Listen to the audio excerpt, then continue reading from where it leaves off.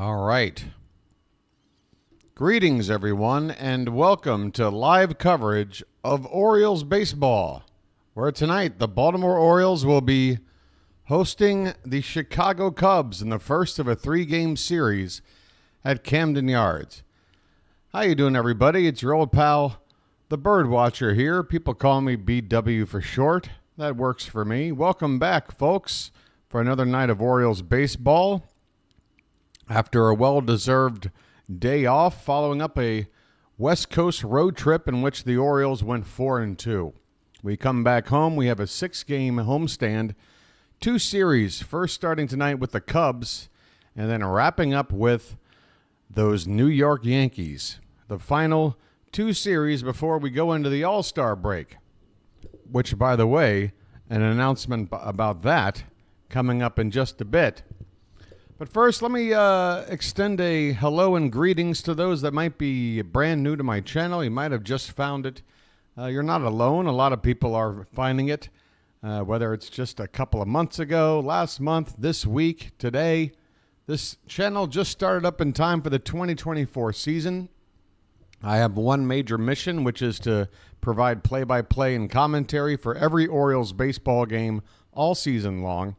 And so far, we are 90 games into the books with 72 to go. The Orioles come in tonight with a record of 57 and 33, 24 games above 500. The Cubs, meanwhile, they've played 91 games. They are 42 and 49, including 10 games below 500 on the road. So, yes, if you are new to the channel, I always mix up the intro with going into the details of tonight's game.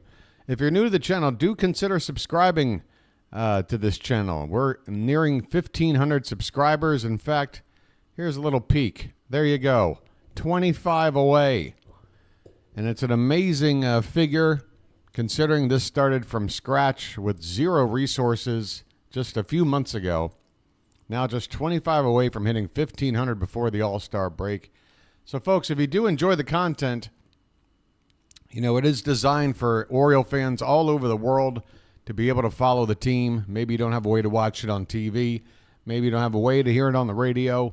You got a place to do it right here. We have the Charm City chat if you'd like to interact and speak your mind about what's going on in the ball game. We've got a great environment in which to do that.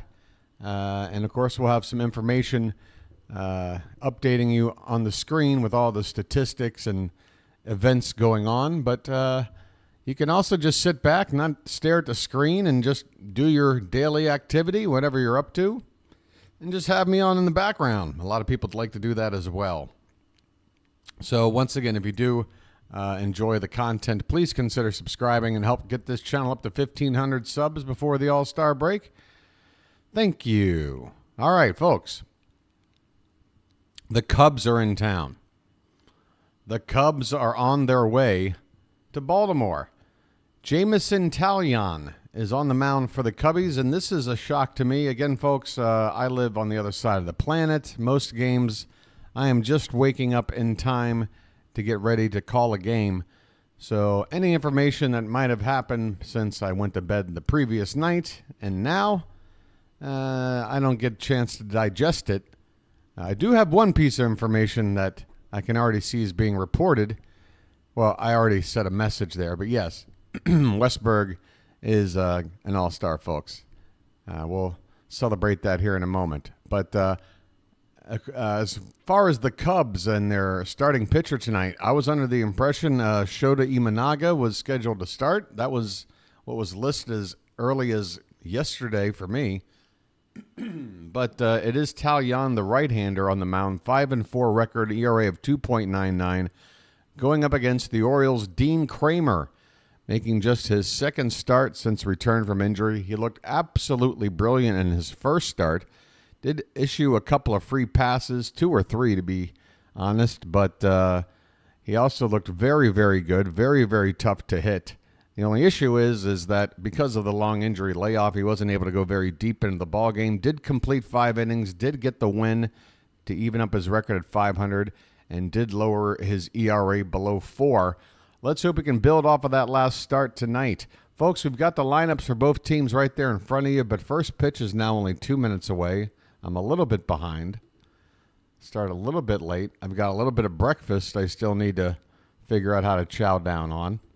So a lot happening here. But as I get this ball game up, folks, a reminder in the Charm City chat, the main rules of the chat are this. Please, no spoilers. Do not type in the event that just occurred the moment you see it into chat in order to beat me to the punch. That would be appreciated. Another rule would be to not bring up politics because it's not going to help anybody here today. It doesn't seem to be helping anybody not here. Doing anything anywhere else, I don't think it's going to help here. Also, sports betting talk. If you make a passing mention, that's one thing. If you make a habit out of it, we're going to have to curb it because most people are here to enjoy a ball game, not really here to talk about your bets. Good luck to you on those, but yeah. Also, just don't insult each other, okay? We can pick on each other, we can tease, we can have our debates about this or that. But no name calling or anything insulting like that. That'll get you put into a timeout, and we don't want that here in Charm City chat. Folks, I go over these rules simply because it helps to keep the chat running nice and smooth, but typically none of these rules need to be enforced because we've got a great chat here. All right, so first pitch does appear to be moments away right now. I'm going to go over the Cubs lineup first because there's a couple of names in there that I'm not 100% sure on. And I might have to do my best Harry Caray impression to go over this Cubs lineup. Good evening, everybody, and welcome to Oriole Park at Camden Yards. Here's the lineup tonight for the Cubbies. Leading off second base, Nico Hoerner. Michael Busch is at first base. Cody Bellinger. Cody Bellinger. He'll be in center field, bat third. Seiya Suzuki will be in right field. Cleanup. Ian Happ will be the number 5 hitter in left field. Christopher Morel as the designated hitter. Dansby Swanson is the shortstop. Miles Mastrobuoni will be at third base. And finally, Tomas Nido. Oh, that name is Nido, isn't it? Right, Arnie? All right. There's your Cubbies lineup. He'll be behind the plate. All right, back over here. For your Orioles lineup, Gunnar Henderson will lead off and play short. Adley Rutschman will be behind the plate and catch. Oh, wait, that's the same thing. He'll be behind the plate and bat second. Wait, I'm more absent-minded than Harry. Harry, can you come back and finish off this lineup? Yeah, no problem. Anthony Santander will be in right field, bat third. Ryan O'Hearn, the designated hitter. He'll bat cleanup. Jordan Westberg is at second base, batting fifth.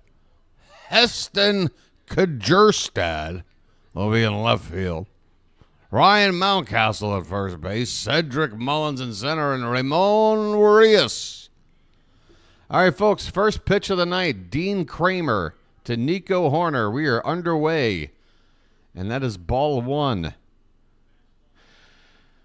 Orioles Cubs at Camden Yards. Here we are. Folks, how's the microphone sound tonight? Everything okay? This one's popped up on the second pitch. Center field. Long run out and long run in for Mullins. Henderson running out. Mullins coming in. Mullins makes the catch in shallow center. One away here to begin the ball game. Nico Hoerner retired. He came into the game batting .248. Gone on 2 pitches. We've already got the scoreboard up. I've got my coffee drink. And we've got Michael Busch at the plate, the Cubs first baseman. And he goes after one and hits one in a deep right field. That's onto the flag court. And no doubt, home run swing, absolutely demolishing a Dean Kramer fastball onto the flag court. 1-0 Cubs.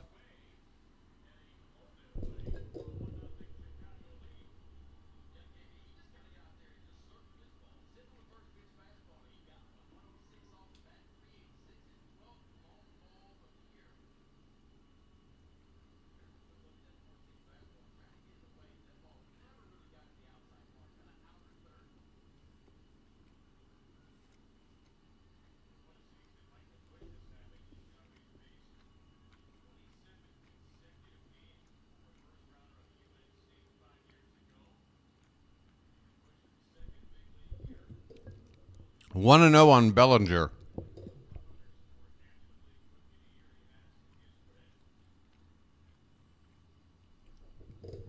Sorry, folks. I had to get a couple of bites of breakfast in after that first blow to the head. All right. 1-0 the count on Bellinger. 1 out, nobody on. 1-0 Cubs. There is a called strike on the outside corner from Kramer. Count even up at 1-1. Bellinger batting .266 with 9 homers, 37 driven in. As this pitch is off the plate outside. Bellinger has spent the last couple of years with Chicago, but in the offseason, he was a free agent, but the Cubs managed to re-sign him. Although he's not necessarily putting up the numbers they'd hoped to re-sign him for. Power numbers are down a bit. This pitch is fouled off. 2 balls, 2 strikes, 1 out.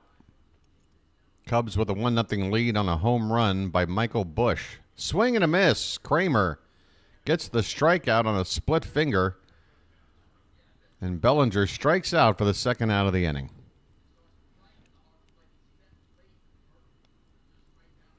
Man, oh man, do our starters know how to give up the early solo home run ball. I swear it's more than half the time. Seiya Suzuki at the plate. He looks at a pitch outside for ball 1. Suzuki hitting .255, a dozen homers, 3 dozen RBI. 1-0 pitch is a breaking ball hit to the shortstop Henderson. He's picked it, he's thrown it, and he has retired Suzuki. The inning is over. Dean Kramer, just one bad pitch. Michael Busch absolutely turned on a pitch from Kramer and jacked one on the flag court. The first pitch Busch saw, he hit it 400 feet to right. After half an inning, it's the Cubs 1 and the Orioles coming up to bat. Maybe they pushed Imanaga to tomorrow. But see, I wanted Burns pitching today. Here's what I don't understand. I already brought it up a couple of times the last couple of ball games. We had the day off. If we skipped Kramer one day, which no offense to Kramer, but he did just come back. I feel like an extra day between starts, if anything, might be beneficial for the guy. So if you start Burns on his normal 4 days rest, he would be starting tonight's game, which would then allow him to start the final game before the All-Star break, the Sunday game coming up against the Yankees. With Burns pitching tomorrow, he won't be pitching in the Yankee series. And we had a way to work around that, and we didn't do it. And I don't know why. Anybody got a good clue, good guess? If you tell me, well, Burns is going to be in the All-Star game, you don't want him pitching Sunday, and then 2 days later, nah. If Burns says, hey, when he's out there in Arlington, Texas with the All-Star group, he's like, look, I'm here, I'm happy to represent, but if he can get around not using me tonight, my arm could use the break. They do that sometimes. Not every pitcher gets into the ball game in the All-Star game. Anyway, I just don't get it. You pitch Burns tonight, and then you can use him again against the Yankees on Sunday, which, who wouldn't want that? Jamison Taillon is making his 15th start of the season. He's only had 9 decisions, 6 no decisions, 5-4 record. First pitch is to Gunnar Henderson off the plate, low and away for ball 1, and for that, we go over here now. Folks, 2 dozen away from 1500. There's a called strike at the bottom of the zone to Gunnar. Henderson comes in tonight hitting .293. Third in the league in doubles. Oh, this is stats talking about leading off the ball game. He is up there in doubles, though. He's getting up there. He's, on 26 or 27 homers? 27 at this point? I have to check my stat sheet. This pitch is off the plate. 3 balls and 1 strike. How many home runs you got there, Gunnar? 27. All right, there you go. The 3-1 pitch is fouled at the plate, and we'll have a full count now to the leadoff man here in the bottom of the first.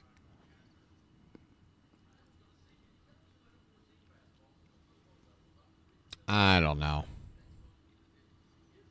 I don't know about that card. I mean, Burns is we've done it before where we've skipped somebody in the rotation because of a day off on the schedule and kept Burns on his normal 4 days off between starts.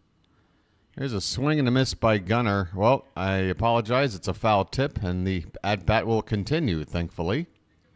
Gunnar is indeed in the home run derby. And, folks, if you haven't already heard the news, I posted it at the top of the chat. If you're just getting in here, if you haven't heard the news, Jordan Westburg is indeed going to be at the All-Star game as one of the reserves. Henderson fouls this one back. The roster spot opened up after Rafael Devers was forced to take himself out of the roster. He's dealing with an injury issue. I'm not sure if it's keeping him out of the Red Sox lineup this week, but apparently enough of an issue to not. Henderson gets into one to center field and deep, going back and at the wall, making a leaping catch. Just a little bunny hop, but still a couple inches off the ground the center fielder had to go to make a leaping catch on a Gunnar Henderson ball that was hit to dead center. It's a 400-foot out. Man, Gunnar just missed number 28.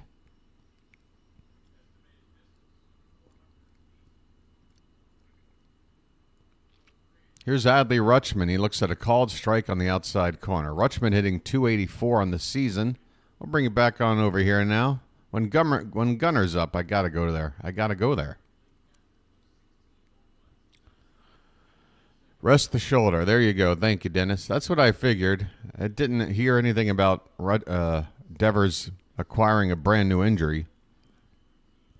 So that was the thought. You see this a lot in the All-Star games year after year. There'll usually be a handful of players that aren't necessarily too hurt to play, just nursing an injury that makes more sense to just give that player the 3 days off that they might need. Here's the 0-2 to Rutschman, and this one is lined into right center field, a base hit. On an 0-2 pitch, Rutschman making it look like a 3-1 count as he just takes that ball into right center. No problem. A one-out single for Adley. And that should bring up Tony Taters, folks. Get your taters up in the chat. Anthony Santander is back home. Tony hitting .235 on the season. Here's the first pitch. It's over the plate but low for ball one. 23 homers, 57 RBI. And now that Westburg has been included in the All-Star game, the clear-cut biggest snub of the All-Star game, Anthony Santander. He swings and misses at this one. He took such a big hack that a piece of his equipment fell off, his elbow protector. He swung right out of his elbow guard. 1-1 the count. Runner at first, one out. The Cubs took a 1-0 lead in the top half of the first. Orioles looking to respond. The pitch is fouled behind the plate. 1 ball, 2 strikes. Hey, Charm City chat, how we doing? Have I not done my due diligence and said hello? How you doing, Matt? Yeah, everybody, hit that like button. We're just getting started and get it out of the way. We got a 1-2 count on Tony here. Here it is. Inside. 2 balls, 2 strikes. We got Jeffrey, Matt, Card Crazed, Janet. Welcome back, Huns. The mod Huns of Charm City chat. Sean Dobby. How you doing, Sean? Thank you, Matt. We got a 2-2 count. Here it is. Swing and a miss. Anthony Santander chases one low and in for strikeout for out number 2.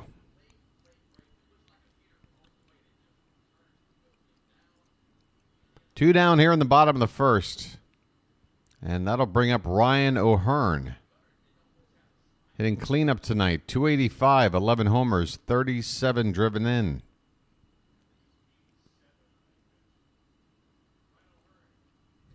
He looks at a called strike right on the outside corner.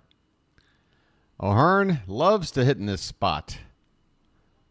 It's great to see him hitting fourth in the lineup, coming up with two down and a runner on base. This is when he likes to hit. And he hits one on the ground, but right to first base. Bush picks it up, tags the bag, and the inning is over. The Orioles get 1 hit. They leave a man. We go to the second. It's the Cubs 1 and the Orioles nothing. All right, folks, I've got a little bit of breakfast that I want to finish, so I'm going to just step aside for a sec. I'm still here, but you don't want to see me chowing down, right? All right.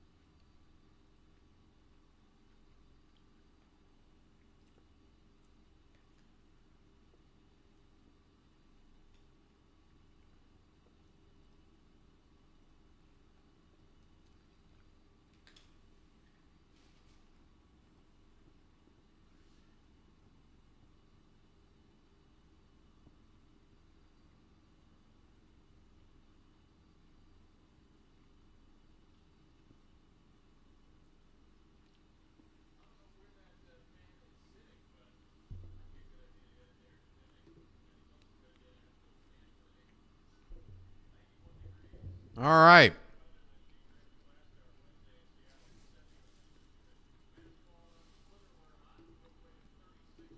We are headed now to the top of the second inning. 1-0 Cubs. I'm right here, Fitzy. Just trying to chow down some breakfast between innings. Got to balance a lot of stuff. A lot of plates are spinning over here.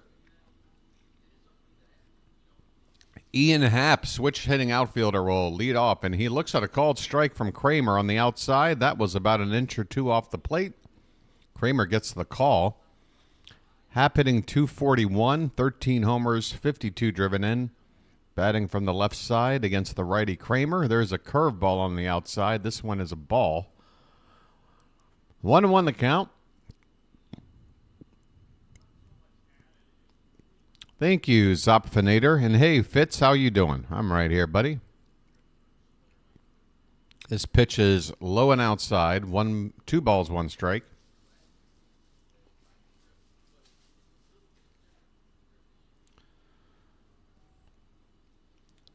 Folks, the Yankees are playing the Rays tonight. Has that game already started? This pitch is lined opposite field, a base hit. Leadoff single for Happ.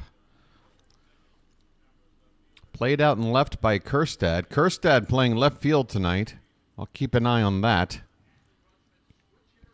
Left field at Camden Yards is not an easy position for anybody. You definitely want a good, at least a little above average fielder out there. Kjerstad, the jury's still out. Christopher Morel, the DH tonight in the Cubs lineup, hits just .199 for the season. Looks at a called strike at the bottom of the zone. Runner at first, nobody out. Next pitch is a check swing, and it's a roller foul on the right side. Picked up by Mountcastle. Morel quickly in the hole 0-2. Yanks start at 6:50, so it just started. What's the pitching matchup? If I'm sitting here asking you guys for info. I'm interested. Yankees, Rays. Who's on the mound for that? 0-2 the count on Morel. And another check swing that gets a piece. Kramer picks it up. There's no way. You could tell Kramer just had to go too far and make too crazy of a throw. An excuse me check swing bunt single by Morrell. Kramer could only just throw it in the direction of first base with hardly much on it. Mountcastle just did his job and not allowing that ball to get away. 2 on, nobody out now for Dansby Swanson. Carlos Rodon against Ryan Pepio. That's not a bad matchup. I'm a Pepio kind of guy. Swanson shows bunt, brings back the bat, and ball is low. So Dean Kramer, Adley Rutschman, I thought he was going to ask the umpire to go out for a chat. Instead, he just gets up and checks one of his what do you call it? Catcher guards for the legs. We got a 1-0 count on Swanson. There's a called strike on the outside edge. 1 ball, 1 strike. Dean Kramer gave up a homer in the first and now has let the first 2 men on base here in the second. Swanson hitting just 179 on the season with runners in scoring position. 204 overall. And this one is hit on the ground to Gunnar. He goes to second for 1. Westberg to first. Double play! And Swanson raises his arm as if to say, I want to see a challenge. That relay back to first did look pretty bang-bang to me. But, man, Westberg started this double play super quickly. Off the bat, I wasn't sure they'd have a chance at all. The fact that this is even close. And, oh, there could be yeah, I think the runner's safe here. The Cubs are challenging the call, and I do believe this runner is safe. The ball got to within Mountcastle's glove just a split second before the foot hits the bag, but that foot is on the bag before that ball is really in the glove. It is bang, bang. So instead of 2 out and a runner at third, which is the call as it stands, it's going to be first and third with only 1 out.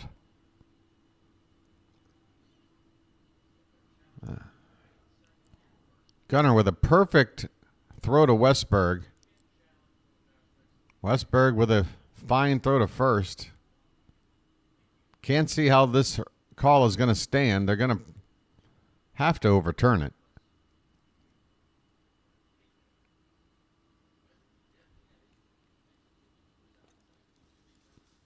I don't know why it's really even taking this long. I honestly have no idea.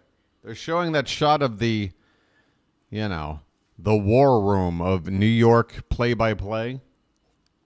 Looks empty to me.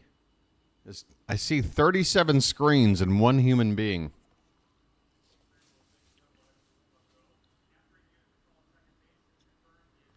Oh, my God.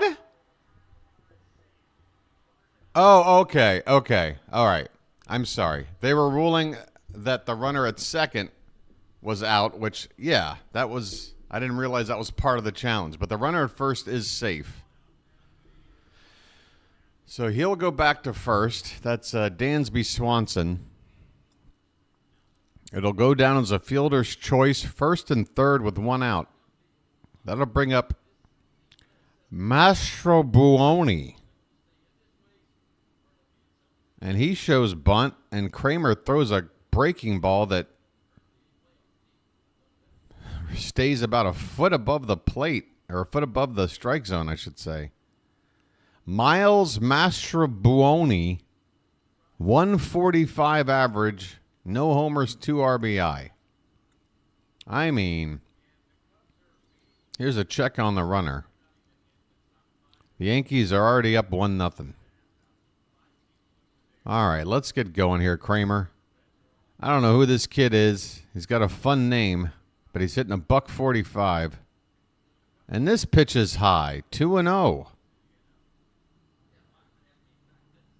2 pitches not just above the zone, but neck high.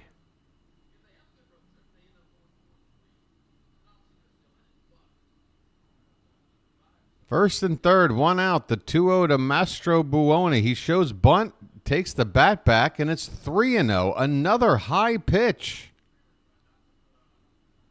What are you doing to this nobody hitting a $145? Let's go. The pitch. There's a called strike.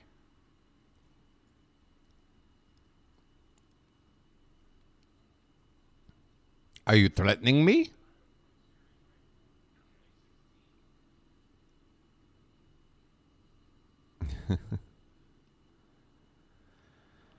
The 3-1 and laid off ball 4. Dean Kramer, what are you doing to me, buddy? What are you doing to me? What are you doing walking a guy first and third, one out, hitting a $145? You're at the bottom of the order. Yeah, you got another guy coming up hitting 202. That ain't much better, but there was no strategical point to that. It wasn't like it set up a double play. The double play was there. We were looking for the double play. Drew French is out to talk to Kramer. Rutschman and Westberg join in on the chat.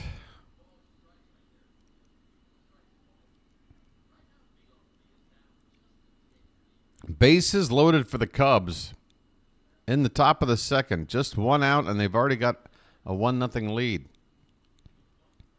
Here's my first solid panoramic look at the yard here. At least the right side of the ballpark. Looks like a nice enough crowd for a Tuesday night. Here's Tomas Nido, 202 average. The Cub catcher up here. First and third, and what just happened? The game just jumped. It's 2-0 Chicago as Nido just made the second out of the inning. I'm going to assume on a ground ball. No, it's going to be a fly ball. So a sacrifice fly. It looks like it went to right field to Anthony Santander. Dansby Swanson moves up to third base. Ian Happ comes in to score. So it's 2-0 Cubs on a play that unfortunately was digitally removed from my viewing experience. Nico Horner back to the top of the order. 2-0 Cubs, top of the second. First and third, 2 down. Chicago has scored in each of the first 2 innings. The 1-0 to Horner. And that is off the end of the bat. Coming into Santander, and he makes a diving stab of the baseball. Anthony Santander does it again. He's not the fleetest of foot, but if he can get to it, he will give you it all. He gives up his body, goes to ground, face first, and makes a diving catch to win the inning. The Cubs score again. We go to the bottom of the second, 2-0 Chicago. All right, I'm going to finish up now this breakfast. I'll be right back. Thank you for your cooperation.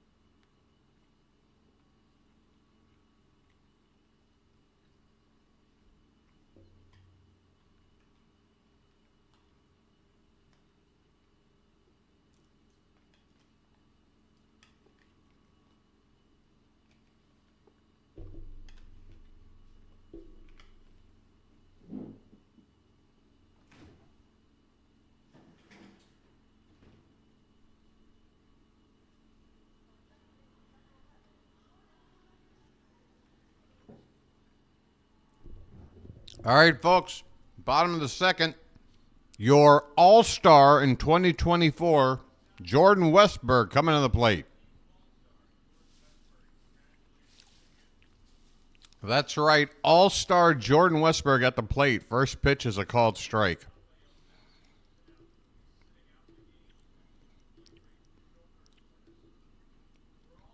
Westburg hitting .281, 14 homers, 49 driven in.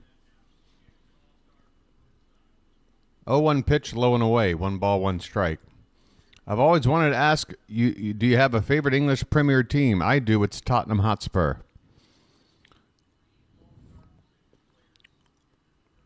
Come on, you Spurs. Swing and a miss. Westburg on a pitch, low and away.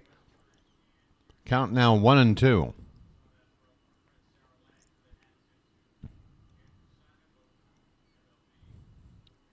Here's the 1-2 pitch. Swung on and fouled off to the left. Another pitch outside. Westburg able to pull it foul. Come on, Westy. That's not like you. Go with the pitch on the outside. You got power to that side of the field. Here's the 1-2. That one's lifted in the air, left center field. Hit well. Going back, and this ball is gone! Into the splash zone. Bye, birdie. Jordan Westburg with 2 strikes says, I don't care. I've got the power. Westburg hits it to the deepest part of the yard, the splash zone, and he clears the wall by just 1 row. Get wet, folks. Westy with his 15th home run of the season. 435 feet. And the Orioles are on the board. It's now 2-1 Cubs. Here's Kjerstad.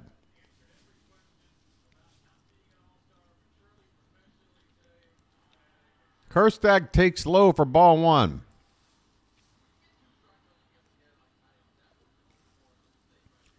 One 0 is low. 2-0 the count.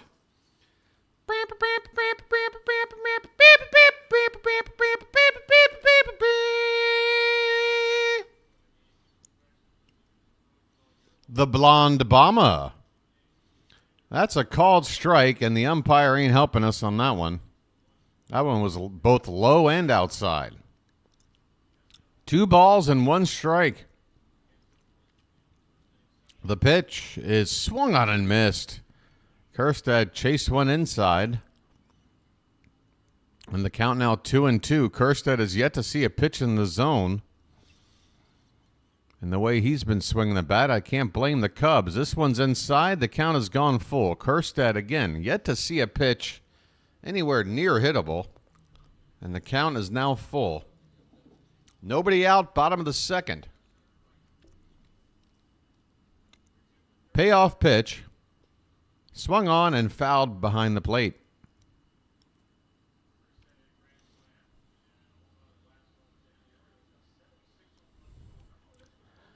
That Westburg home run, the 76th home run hit at Camden Yards this season.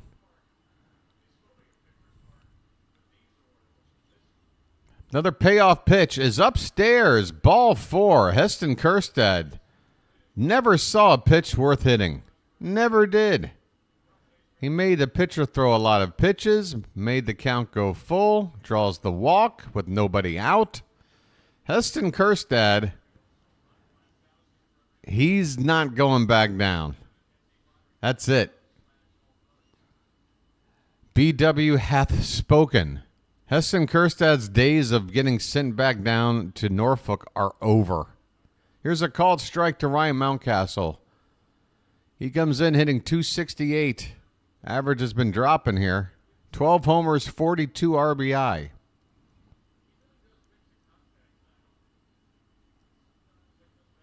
Oh, 1 pitch is over the plate but low. 1 ball, 1 strike. The Orioles have a run in and a runner at first with nobody out. That's right. Thou'th saith what thou'th say, and thou'th speaketh what thou'th. Here's a ground ball up the middle. The second baseman will flip it to the shortstop Swanson, who was able to slap a tag with his foot on the lead runner at second base. The only out the Cubs can make on this ball up the middle.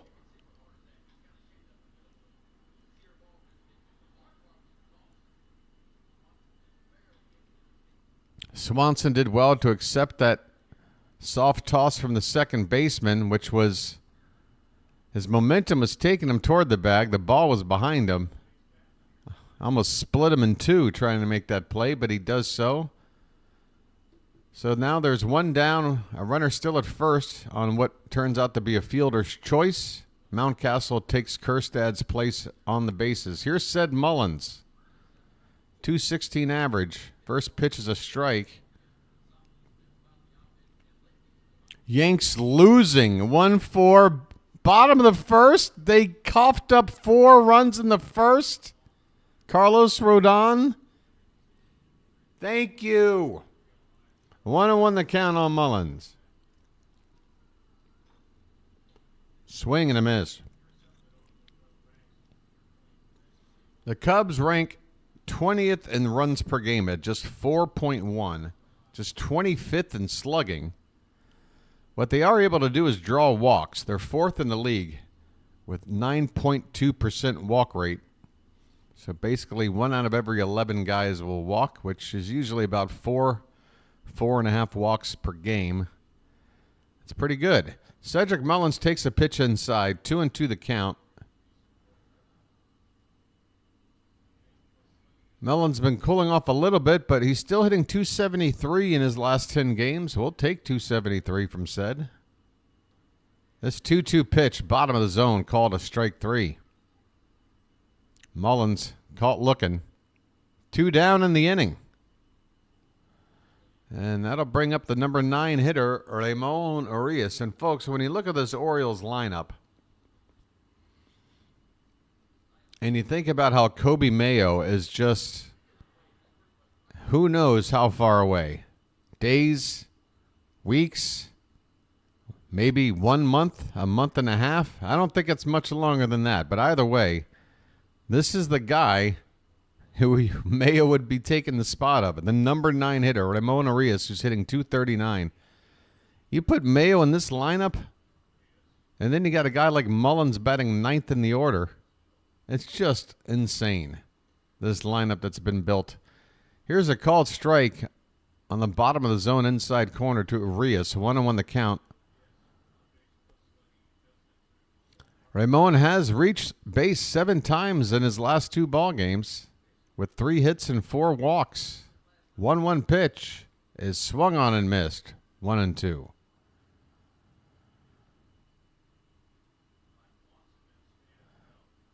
It won't be long, Mr. Hyde. It won't be long.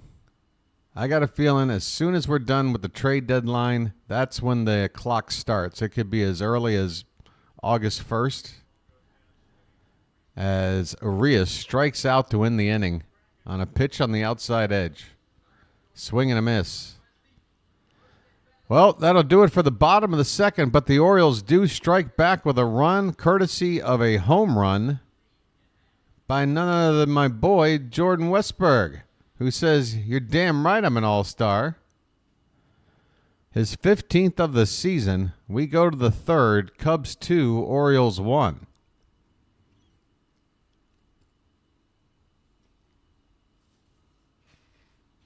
Yeah, I mean, if you bring up Mayo and you fiddle with the order a little bit, you could basically, have a guy like, take your pick, Mullins or Colton Cowser, playing center field.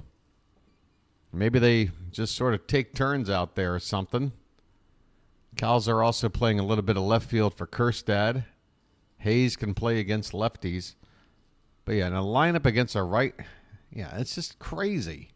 You put Mayo in this lineup without taking out another, significant offensive bat.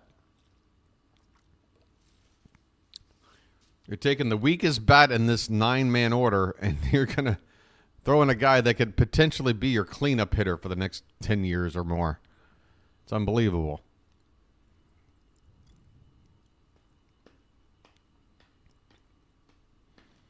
I think Mayo's path to making the roster is more open now than it is for Holiday.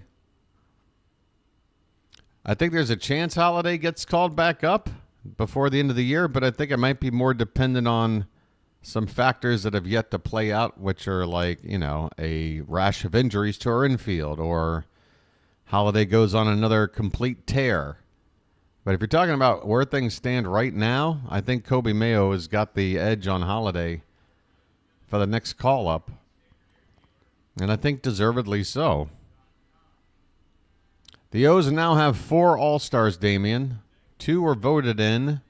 Position players Adley Rutschman, Gunnar Henderson.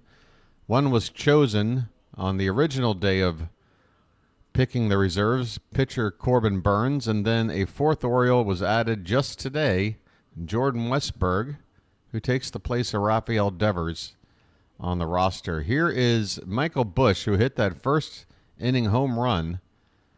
And after strike 1, Kramer throws one on the outside corner for strike 2. So Kramer gets ahead of Busch. And folks, if there's any advice I can give you out there, you always want to get ahead of Busch. As this one's popped up. Now that would have been nice the first time around. Ramon Arias waits on it at third base. He makes the catch on a high fly pop-up on the infield.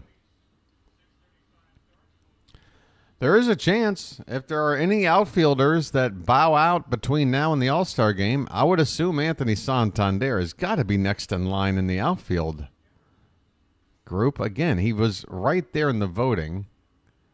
He's got the most home runs of anybody not playing. Here's Cody Bellinger. He takes off the plate for ball 1. Bellinger is 0 for 1 tonight. This pitch is also outside. 2-0 the count.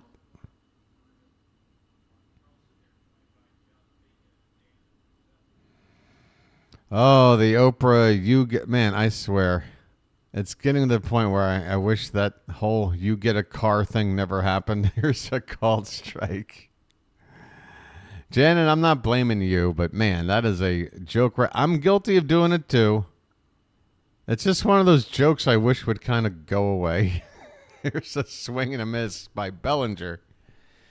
In the count. Come on, folks. We've been doing the you get a this. It's been like 18 years now. Come on now. An entire generation of people have been born and raised. Here's a comeback on a Kramer. Gunnar has to readjust and throws one away. This is the thing about Gunnar Henderson that's driving me crazy. Gunnar Henderson has got to realize when the play ain't there. Gunnar Henderson wants to make a amazing play that no one's ever seen before every time there's a tough play. And sometimes you just got to know when to put it in your pocket. Henderson really had no chance to get the runner. Throws the ball away, and now that runner is on second base. That'll go down as a hit and an error. And that'll bring up Seiya Suzuki here with 1 out, and he goes into center field with a base hit. It dunks in there, and that's going to allow Bellinger to hustle around, come in to score. Throw cut off. Man, oh man, that is just bad baseball by us. Just bad baseball by us to make this run come in. 3-1 Cubs. Right after the Orioles get the run, the Cubs get it back. 1 out, runner at first. Ian Happ at the plate.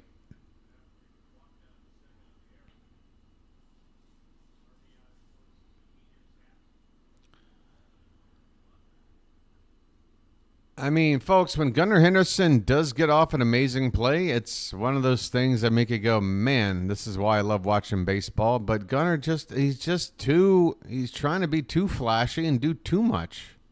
You got to know when to put it in your pocket.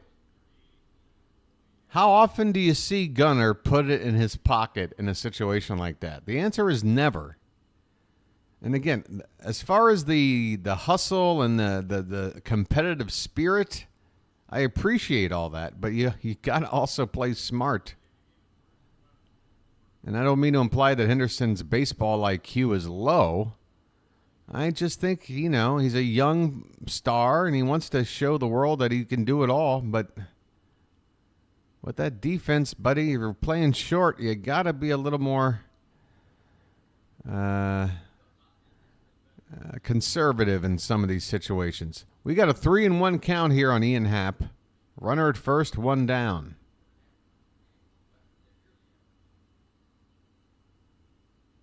Oh, yeah. A lot of the, here's a swing and a miss by Happ. A lot of the giveaways that Oprah would give, everybody had to pay taxes on some of this stuff. And a lot of people were given a car that they couldn't afford to pay the taxes on. And, of course, whenever you get like a prize giveaway on TV, they tax the hell out of it. That's why you never see going down the highway somebody with a gazebo in their truck bed coming back from a Price is Right episode. 3-2 pitch to Happ is low for ball 4. Come on, Dino. Second walk from Kramer. One out here in the top of the third. 2 men on base.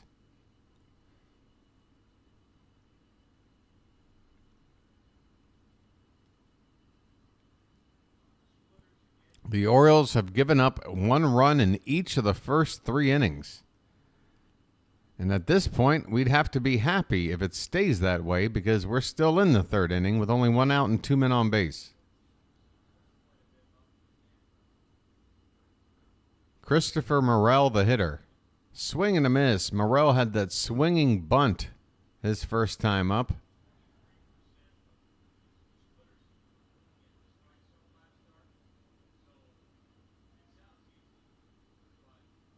0-1 the count on Morel. First and second, 1 out.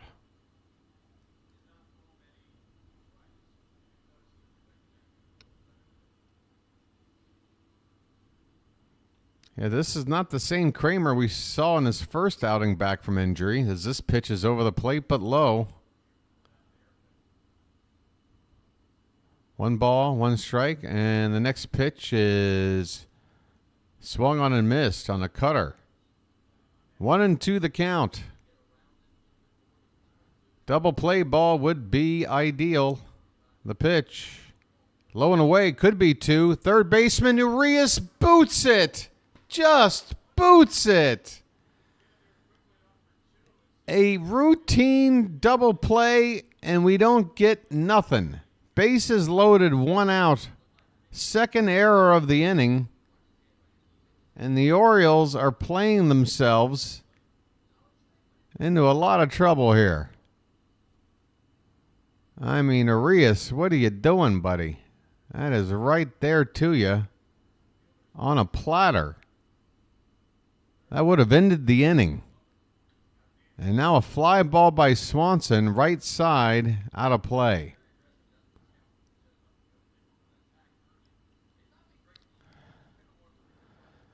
Boy. Oh, I'm not blaming Kramer. That's why I'm holding a spotlight on the 2 errors here in the inning. This one is foul back. I mean, Kramer hasn't looked good yet tonight, but in this particular inning, it's on the defense.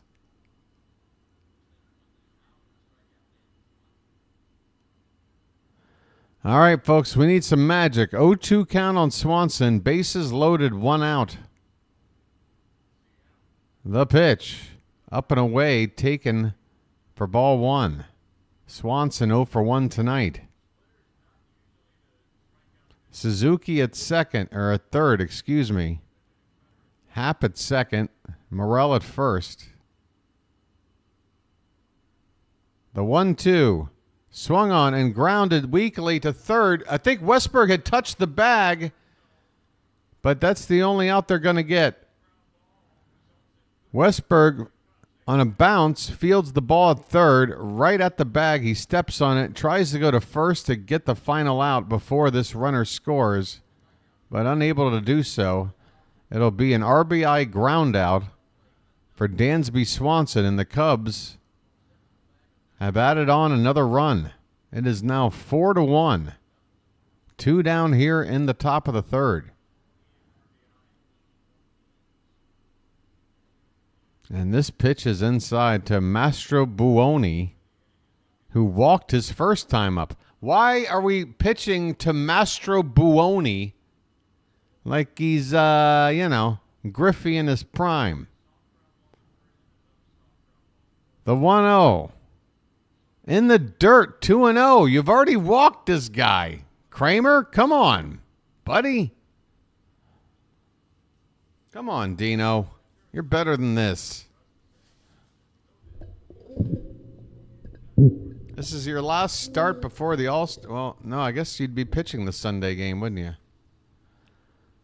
He's sweating out there, too. I got to tell you, Kramer doesn't look very comfortable tonight.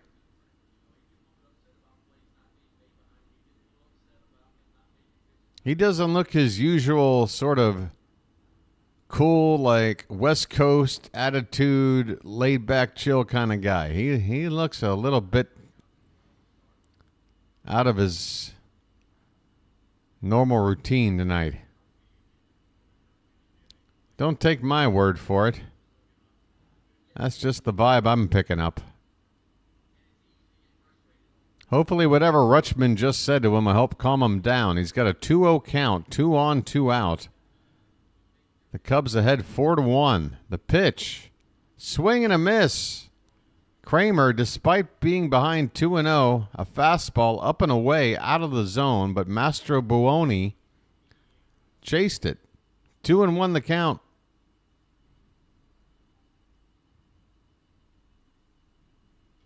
There's a swing and a miss. Okay, Kramer back in the count at 2-2.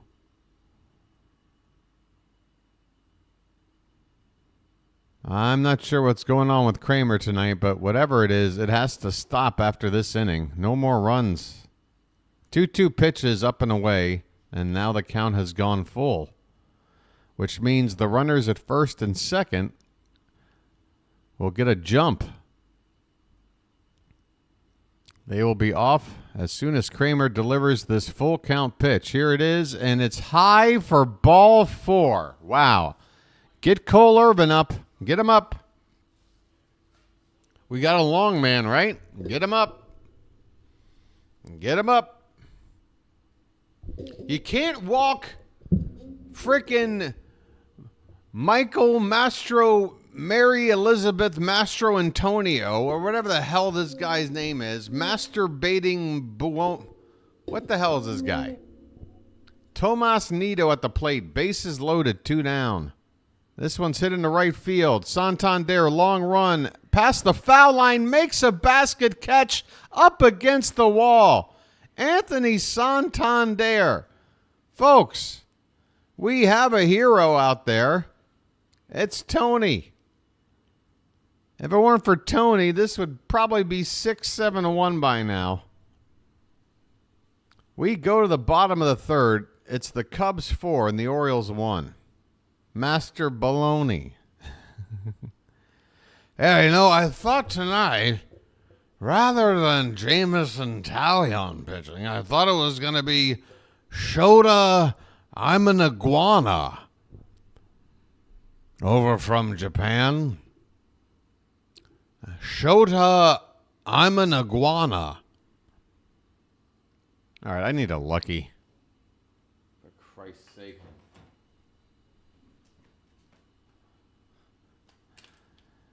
I've had enough. I've had enough of this.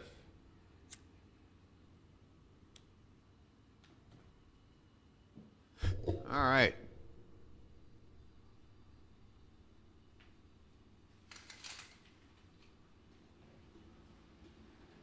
It's raining out here.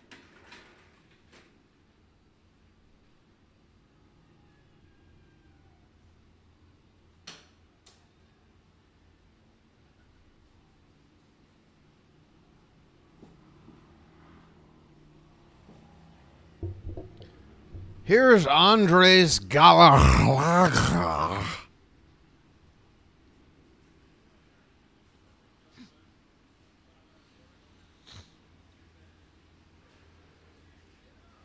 All right, enough of this crap. Let's go. Top of the order. Gunnar Henderson's going to lead it off, which means we go over here now. And look at that, folks. 20 away. 20, 20, 20. Folks, let's hit 1,500 tonight. Come on. What do you say? By the way, it's raining over here. First pitch to Henderson is a called strike. Right down the chute.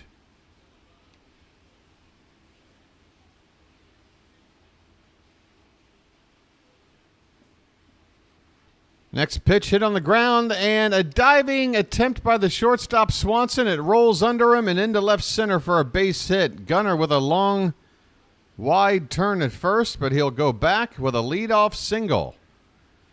Once again, Gunnar Henderson keeps it going. Does exactly what we need. Gets on base.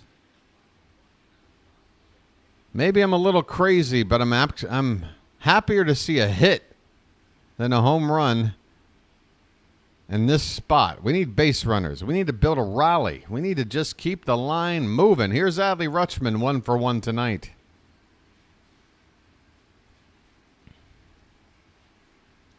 Folks, we're in the bottom of the third. The Cubs ahead 4-1 on a night where Dean Kramer has not had it. First pitch is a called strike at the top of the zone. Man, that rain's coming down.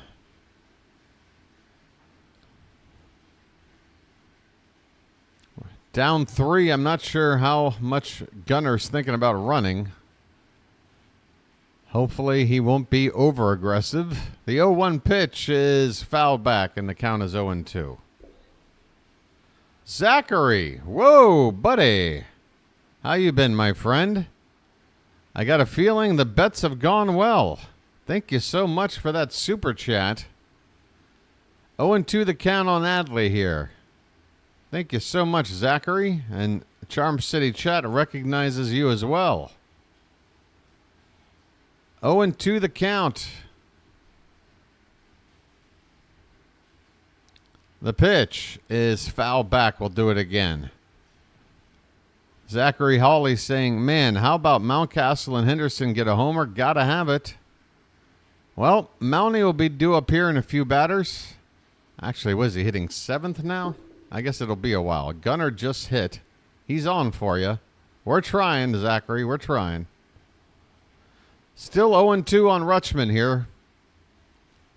Bottom of the third. Nobody out.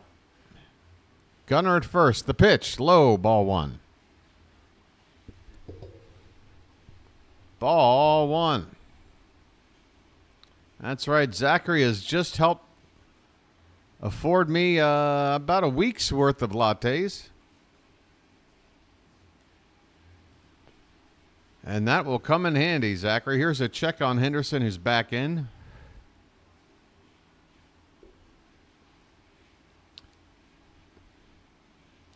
One-two count on Rutschman. Talyon gets the sign.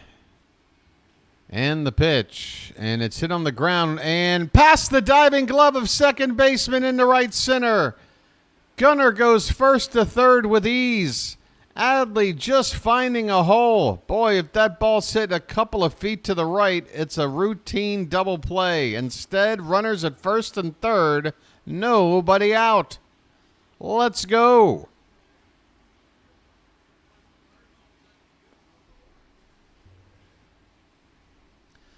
Get those taters up in the chat.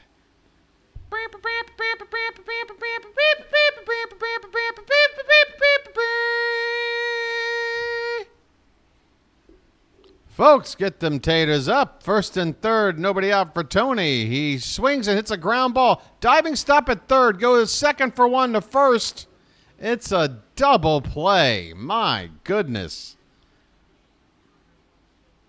The Orioles get a run, but the big rally inning is going to have to get restarted. Base is empty after this double play ball. A diving stop by the third baseman to second for one, and they beat out the slow-footed Santander for out number 2. Henderson scores on the play as Gunnar continues to lead all of baseball in runs scored. Here's Ryan O'Hearn. He takes a breaking ball inside for ball 1. 2 down, nobody on. 4-2 Cubs now. We'll send you back on over here. 1-0 pitch is lifted foul and out of play. 1-1 the count. Boy, I tell you what, if it's going to rain like this, I'm just going to turn off the AC.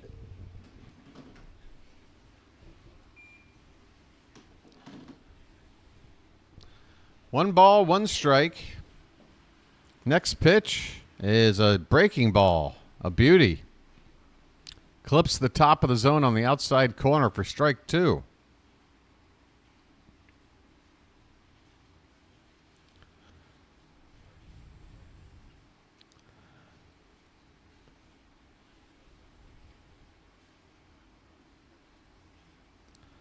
This pitch is hit in the air, left center field. The left fielder with a diving catch. Ian Happ lays out in the left center field gap.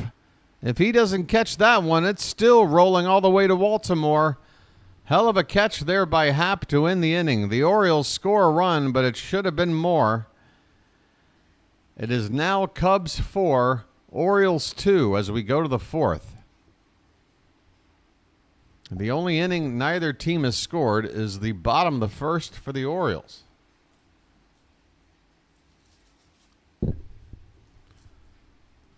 Let's get an update on some of that Yankee action going on out there. 4-1 Rays. That's going into the bottom of the 3rd. What's this? A 3-run homer from Isaac Paredes. Oh, no. What happened? What happened, Rodon? 4 hits, 4 runs in 2 innings. Hey, Soto has a walk. That's a shock. Wells, Volpe, Grisham, LeMahieu, Verdugo hitting cleanup. All right. Keep it going, New York. Keep it going. Some other out-of-town scores going on right now. Phillies up 3-0 on the Dodgers. Guardians up by half a dozen runs on the Tigers. The Nats and Mets are scoreless going into the 2nd inning. Red Sox up 3-2 over Oakland. That's in the top of the 2nd. Reds with an early 1-0 lead over the Rockies. That's in the bottom of the 2nd. Everything else coming up later. Astros versus Marlins. Angels versus Rangers. Brewers against the Pirates. Diamondbacks versus the Braves. Padres play the Mariners. And the Giants will host the Blue Jays. We'll check in with those scores later on. For now, we go to the top of the 4th. Nico Horner, top of the Cub order, due up. Dean Kramer, pitch number 59 on the day, is a big looping curve for a called strike. Horner is 0 for 2 tonight.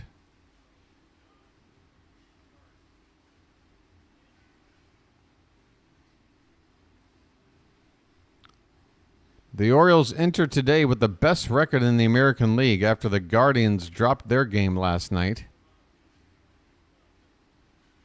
A 1-0 loss to the Tigers, in which the 4 all-star batters of the Cleveland lineup all had offers. Stephen Kwan, Jose Ramirez, David Fry, Josh Naylor, all of them hitless. But they'll be at the all-star game. 1-2 the count on Horner. This one is foul back. We'll do it again.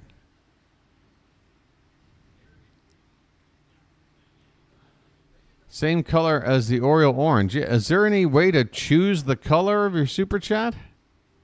All super chats should be Oriole orange like that.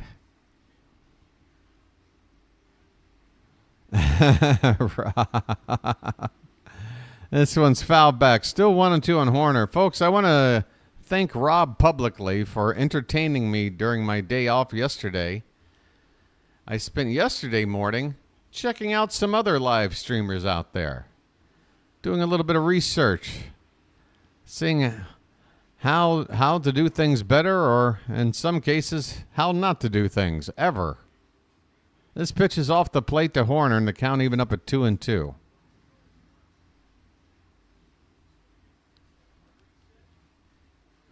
Rob, I'd tell you what happened during Fry's at bat, but here, this ball hits Horner. Kramer hits Horner to lead off the inning. Damn it, man. I mean, this is like the third or fourth event of the night where it's like, man, that's the last thing I want to see. That Santander double play, the last thing I wanted to see. Bush hitting a home run on the first pitch, last thing I wanted to see. Kramer hitting the batter to start an inning, last thing I wanted to see. Kramer walking Mastro Buoni twice, last thing I want to see. Bush hits one in the right field, base hit. 2 on, nobody out. Where's Cole Irvin?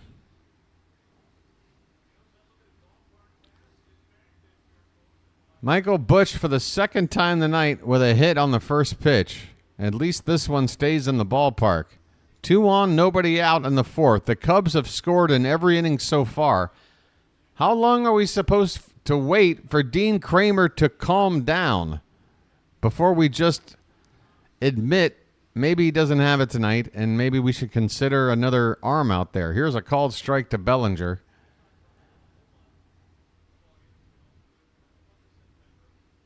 Oh and 1. Nobody out.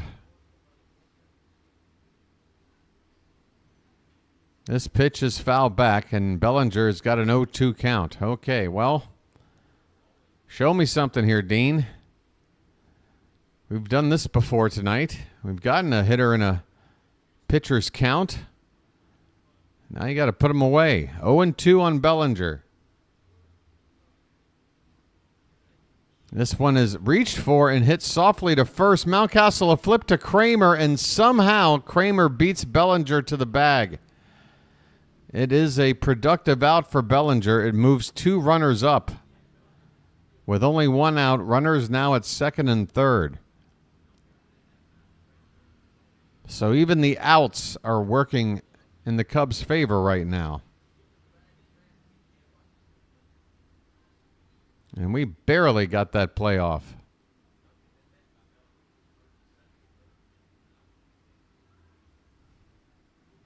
Credit to Kramer for doing the right thing there and covering the bag.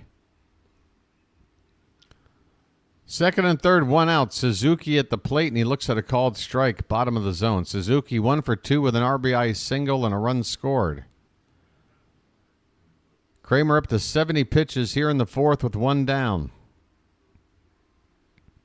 No visible sign of anyone warming up in the bullpen for the Orioles yet.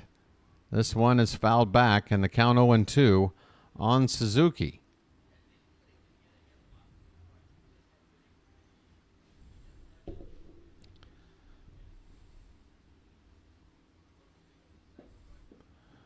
Kramer really needs a strikeout pitch.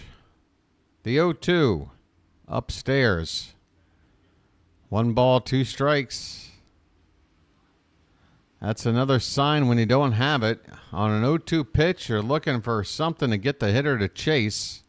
But Kramer's pitch was so far off the plate, hitter wasn't even thinking about going after it. 1-2, the pitch up and in, and now an 0-2 count has become 2-2.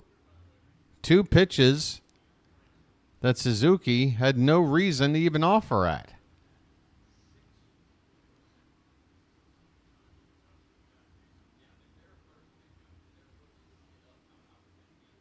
The 2-2 pitch.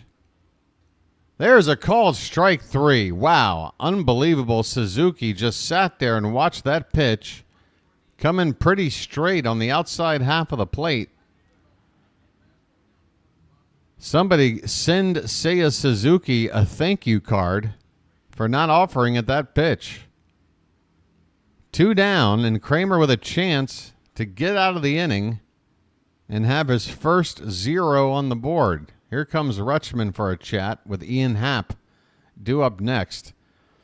First base is open, so there might be some discussion about who to go after here. Here's Drew French to join in on the chat.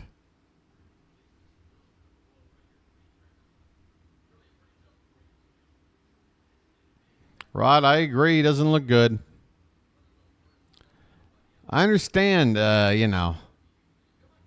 if you give up a run here, I mean, when you give up runs in every inning you've pitched so far, he had a 30-pitch third inning. He's up to 74 already. So even if you did take him out, he's only about 10 pitches away from right around the time you'd take him out anyway.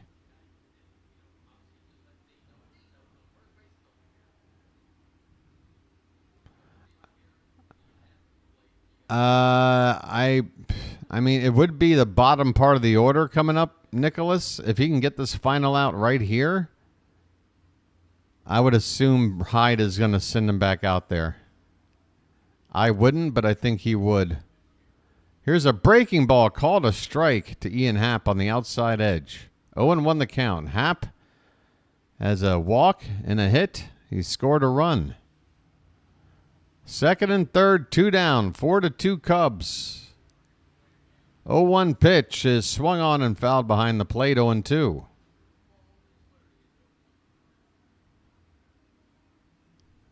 So, yeah, 76 pitches. If you get Happ out here in the next pitch or two, I would expect Kramer to come out for the 5th. To face the bottom part of the order. The 0-2 pitch is swung on and popped up and will get out of play.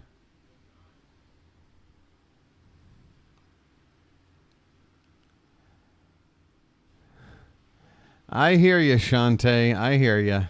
But I'm telling you, if we're gonna make the playoffs and the worst times our worst performances come against the teams that won't even be in the playoffs, well, that's good, right? If we're beating the good teams, those are the teams that are going to play in the playoffs. I'd much rather have it this way than the other way around. 1-2 the count on Happ.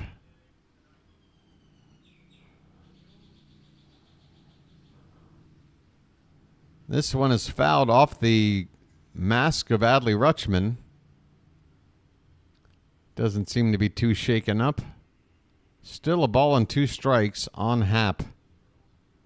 And Kramer, again, now up to pitch number 80 coming up here.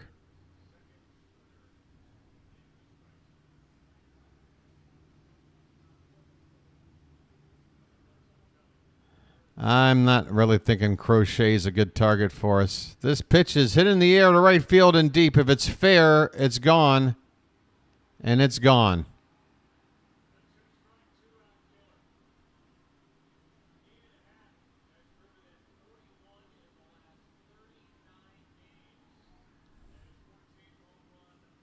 Seven to 2 Cubs.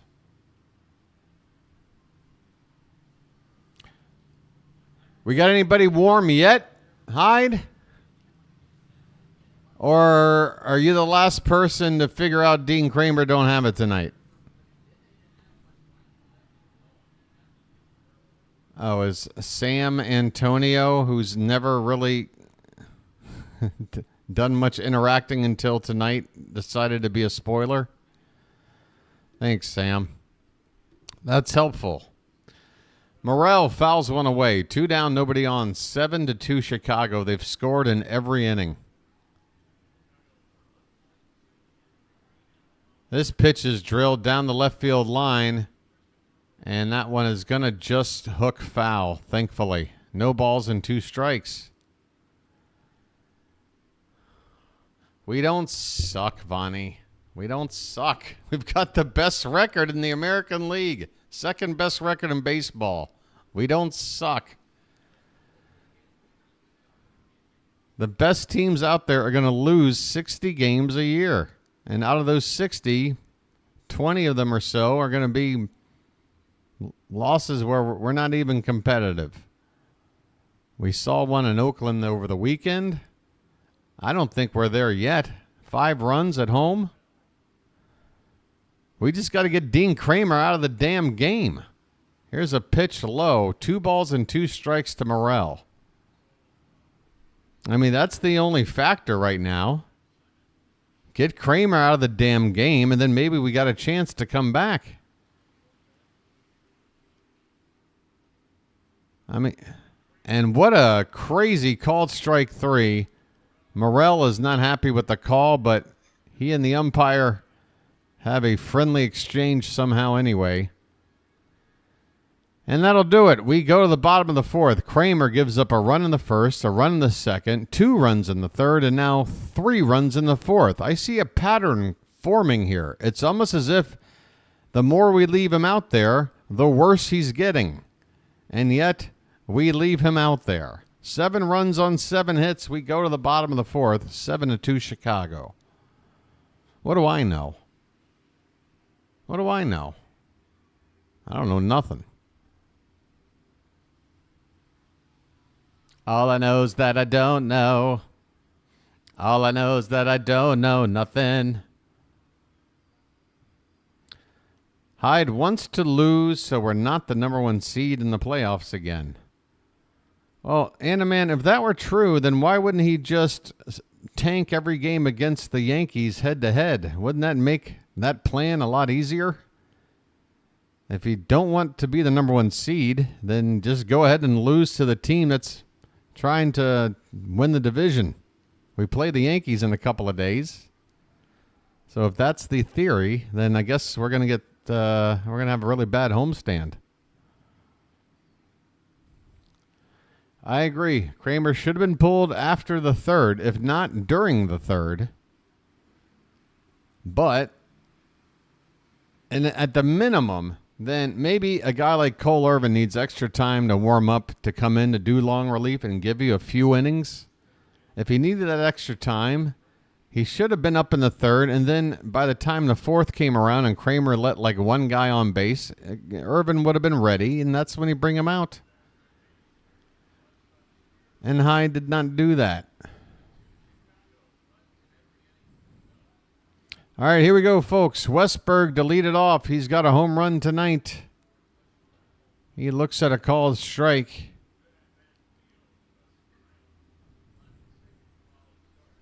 All-star Jordan Westberg. Next pitch from Talion is hit in the air to center field. Easy play for Bellinger. He barely has to move and makes the catch.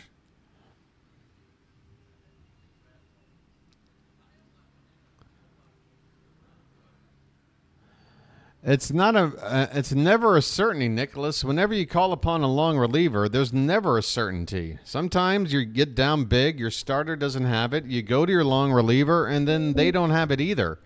But you gotta try. That's the whole point of it all, is to have that backup option. And if he is on, then he can sit there, eat innings, and get your bullpen still intact into the late innings. Now, if you don't have a long man, now you're just sitting there chewing up middle relievers one after the other for 5-6 innings, and now that bullpen the next day is going to not have you're going to have a depleted bullpen. Heston Kjerstad with a 2-0 count fouls one off to the right. Forgive me, folks. Heston Kjerstad is at the plate. He walked his first time up. He's up here with 1 out, nobody on in the bottom of the 4th. 2-1 count.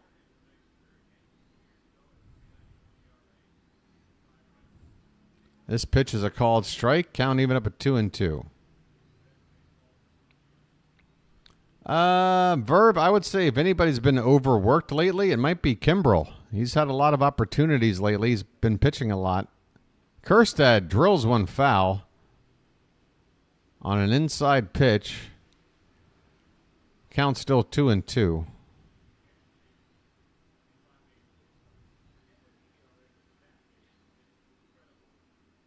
Seven to 2 Cubs. There's a called strike 3 on the inside edge. Kjerstad down on strikes. My goodness. Hey, Harry, I know you're here during the series, but I might not have you on as a guest until the Orioles are in a winning position. I don't know if my audience wants to hear from you when they're down 5 runs. Here's Ryan Mountcastle, 2 down, nobody on.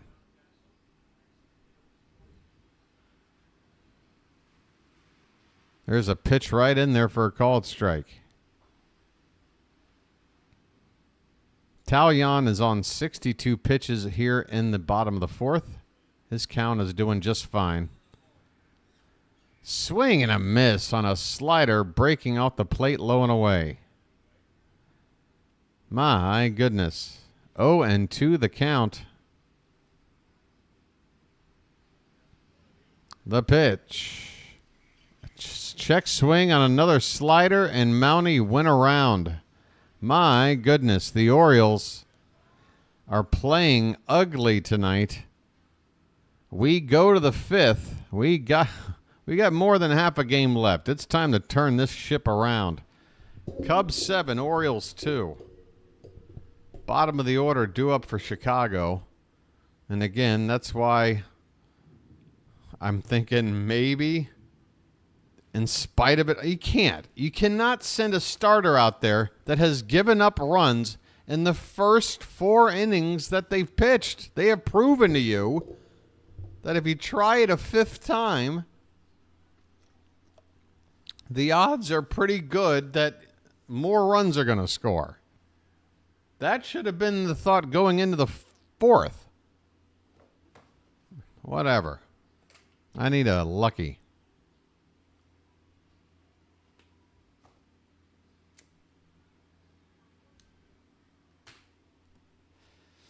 How you doing there, Charm City Chat? Hey, folks, if you don't mind, let's do a little check-in on some of the housekeeping here on the channel. 86 likes. You guys are fantastic. Without even mentioning it pretty much at all yet tonight, other than maybe my intro. 86 likes. Let's push it on up to 100 before the end of the night. I think that would be good. And then the sub screen. I'm not sure if we're going to have much more. Wow, where is everybody coming from? 16 to go. 16 to go from 15 hundo, folks. Unbelievable.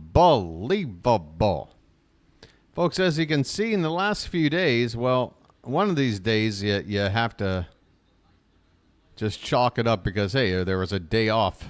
So we had a couple of days here, 7 subs, 8 subs, but we've already had tonight 10. It's fantastic. Keep it going, folks. Keep it going. Be part of the original 15 hundo. All right, Brian Baker is out to pitch. Dean Kramer's day is thankfully over. First pitch from Baker is fouled off to the left by Dansby Swanson. Swanson 0 for 2 tonight. Baker making his 10th appearance out of the pen. His ERA is up to 5.91 after a bad last outing. He was part of the group that got rocked in that Oakland game where the Orioles gave up 19 runs. So a lot of ERAs got ballooned in that ball game. 1-1 the count on Swanson. And that's a strike. 1 ball, 2 strikes.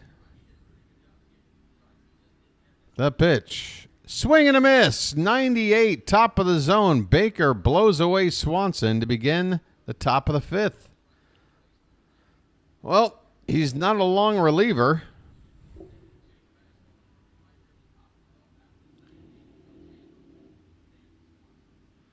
The thing is, Irvin came in and did pitch he did pitch a lot in that Saturday loss, and it's only Tuesday.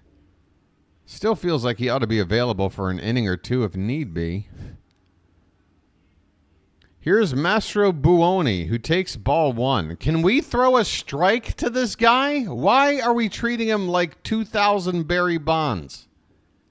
Throw this 5'0" 100 and nothing little shrimp a strike. 2-0 the count.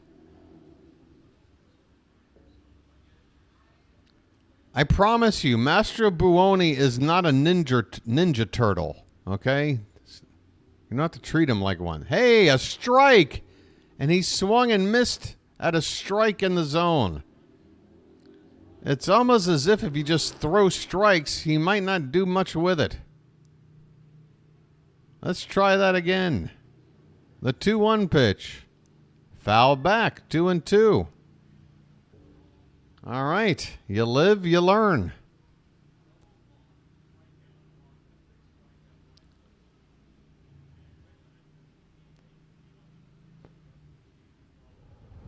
Two-two pitch is reached for and a soft liner right to Gunnar Henderson at short. The softest of liners. 2 down here in the 5th.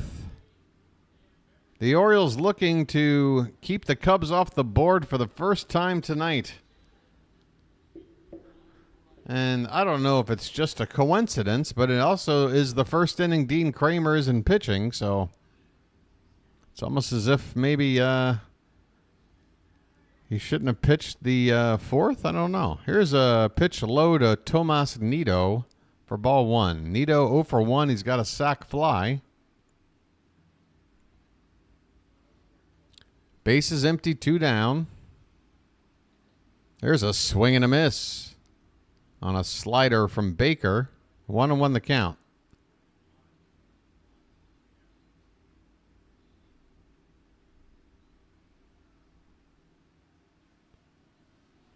The 1-1 pitch is over the plate but low. 2 balls and 1 strike.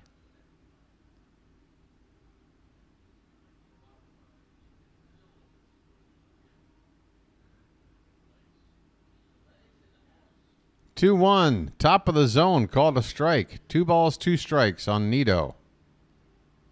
Folks, don't you think that I think this game's over yet? No sirree, Bob. Not by a long shot. The 2-2 is fisted off by Nido to protect the plate on a pitch inside. Foul ball. Still 2-2.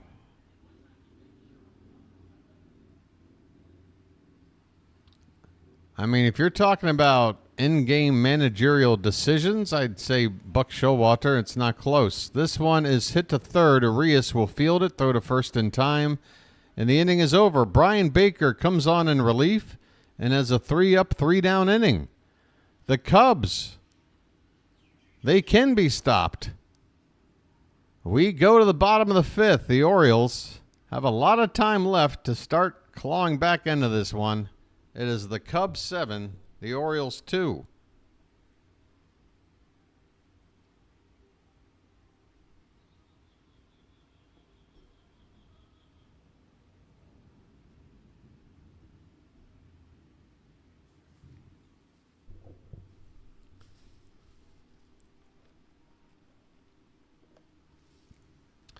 Make that 5 innings to go, Cujo. We have 5 trips to the plate left. 4.5 innings, technically. 4 innings left for the Cubs, but we've got 5. We've got 15 outs to play with, more than half the damn ball game. Let's go. Who is on the mound? For who there, Animan?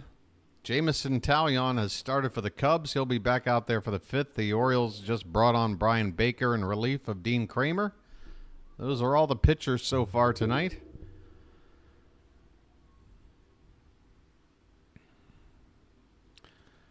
Well, Jack, we're just going to have to hope we turn it around. I mean, look. If our offense right now is bad, what is the Yankees' offense? Despicable? I don't know. Like, how strong of an adjective would you use to describe the Yankee offense right now? Because that's all that fan base is talking about, is just how little there is beyond Judge and Soto. At least our boys are a little more consistent, and we don't have to rely on just 1 or 2 people in the lineup to get it done for us. Let's see how it goes, folks. Bottom of the 5th. Ced Mullins will lead it off against Talion. All right, well, that's better than anemic. You can't just say bad. You can say inconsistent, Jack, but you can't say bad when they lead the league in runs scored. How do you call it bad? You can say they're not very versatile. They don't hit in certain situations. But to overall label the offense as bad, just the numbers would tell you you're dead wrong. 2-0 the count on said Mullins. And he hits this one in the left field.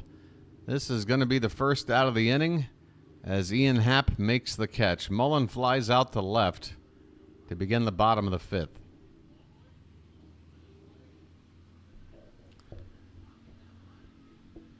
Yeah, I mean, I get it, Jack. I get when you talk about some situations we don't capitalize and it's frustrating.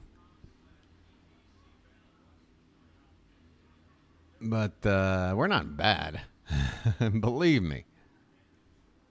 Ramon Arias takes the first pitch inside for ball one.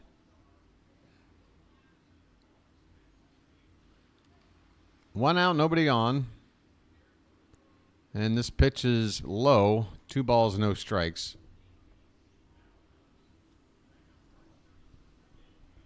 I don't know, Chris. Are you sure he has a brother? I don't believe you. 2-0 is swung on a missed on a pitch right in there.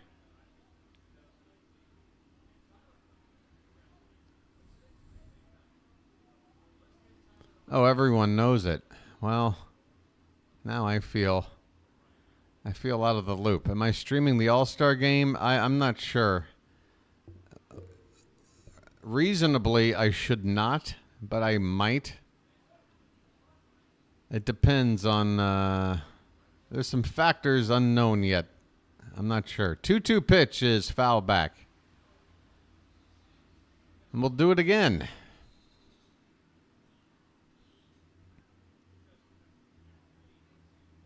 What is Sam up to now? Is Sam making more trouble?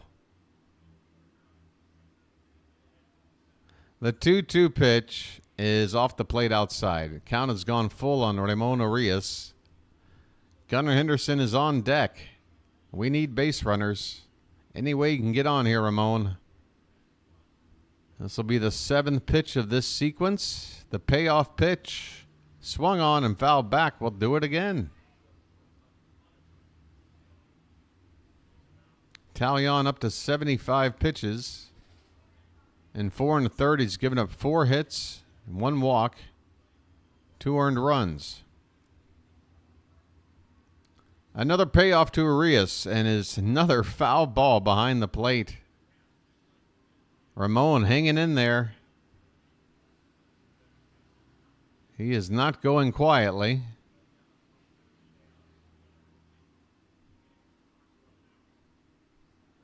Payoff pitch.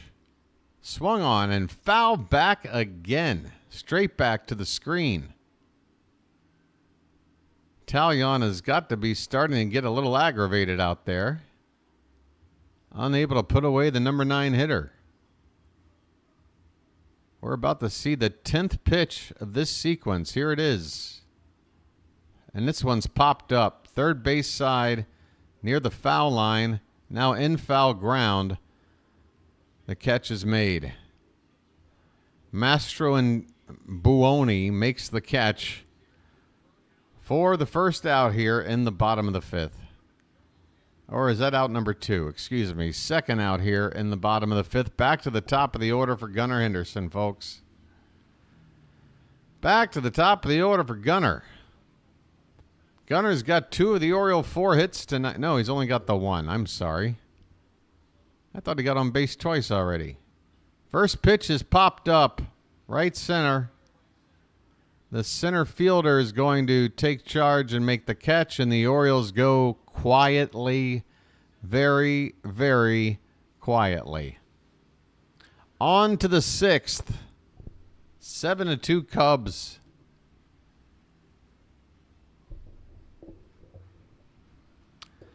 Yeah, Jack, it is a bit weird. Not normal, but again, I have a silver lining to that cloud of a stat, which is, again, we are playoff bound, right? We're looking pretty playoff bound to me. So once we get to the playoffs, we're not playing anybody below 500. We're only playing the teams that we apparently play good against. So that's good, right? Now, if we sat here and beat up on all the White Sox and A's and Rockies and Marlins teams all year long, and we're just playing barely 500 or if not below against all the best teams, and we sneak into the playoffs, what do you expect us to do once we get there? Probably get our butts kicked by one of these better teams that we couldn't play well against in the regular season. Well, that's not the case. We're not going to be playing any of these teams we haven't played. We lost 2 out of 3 to the Pirates. We're not going to see them. We lost, we split 3 games apiece with Oakland. We're not going to see them.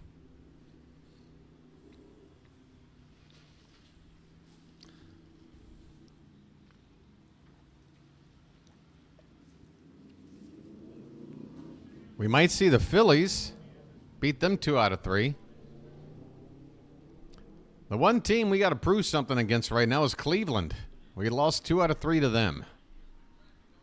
And we could very well get them in the playoffs. Also the Astros. We got swept. We got something to prove against those guys.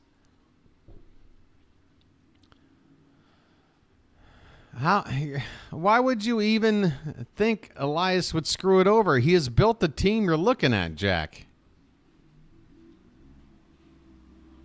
What kind of product on the field do you think we'd be watching right now if Elias was not the general manager of this team? This ball is popped up to shallow left field on one pitch by Nico Horner for out number 1.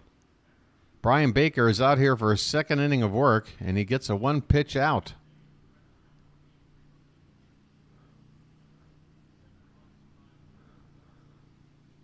I'm not sitting here saying every move Elias has made has panned out. I mean, we went out there and brought in Jack Flaherty at the trade deadline last season. That move didn't really work out for us. But in general, how can you not believe in what Elias is doing? This pitch is low. 1 ball and 1 strike to Michael Busch. 2 for 3 already tonight, including that first inning home run that got the Cubs on the board. Pitch off the plate, 2-1 the count.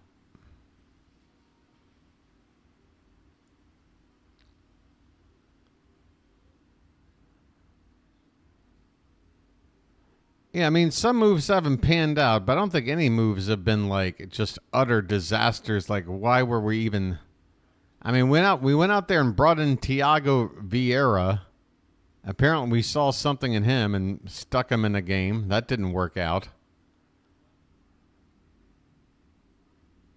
We got a full count here on Michael Busch.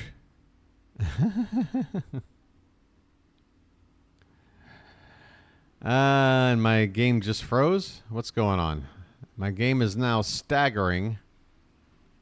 It's like a strobe light effect. Busch is at the plate with a full count. And this one is fouled away. Count remains 3 balls, 2 strikes. Yeah, and the tough thing about Flaherty is Flaherty wasn't a bad pitcher. I'm sure the Orioles saw in Flaherty a guy who could do the kinds of things that he has been doing so far this year with Detroit.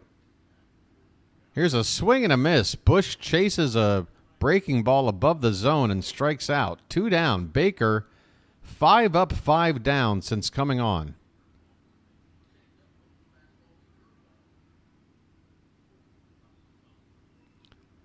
Yeah, I thought Flaherty was worth it at the time. But it just didn't work out. This one is off the plate outside to Bellinger. Bellinger 1 for 3 tonight. Had a single and scored a run. Tall, lanky, left-handed hitter. Built a whole lot like a Heston Kjerstad. You take a look at Bellinger.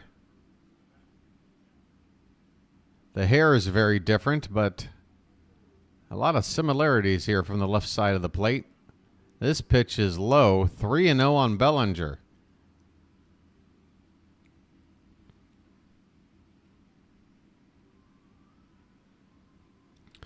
All right, folks, let's be cool.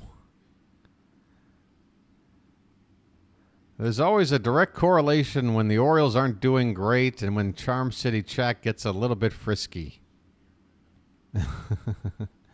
Why do I have a feeling if we were winning 7-2 right now, Charm City Chat would be all right. This pitch is fouled back and the count runs full on Bellinger.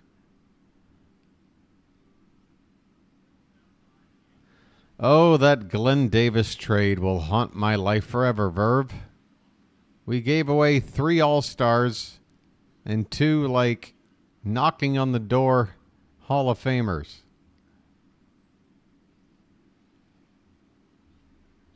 This pitch is off the plate, ball 4. Baker gives up a walk to Bellinger.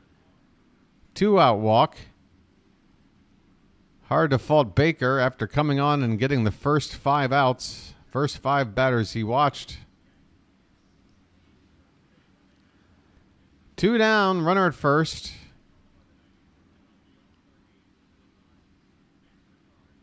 Baker is up now, let's see, somewhere in the mid-20s in pitches. Seiya Suzuki at the plate, and he takes a first pitch strike. Let's see, Baker is up to 20, make it 30 pitches now. So I would assume this will be his final inning, and I would hope there's already activity in the pen for another replacement. This pitch is off the plate, 1 ball and 1 strike.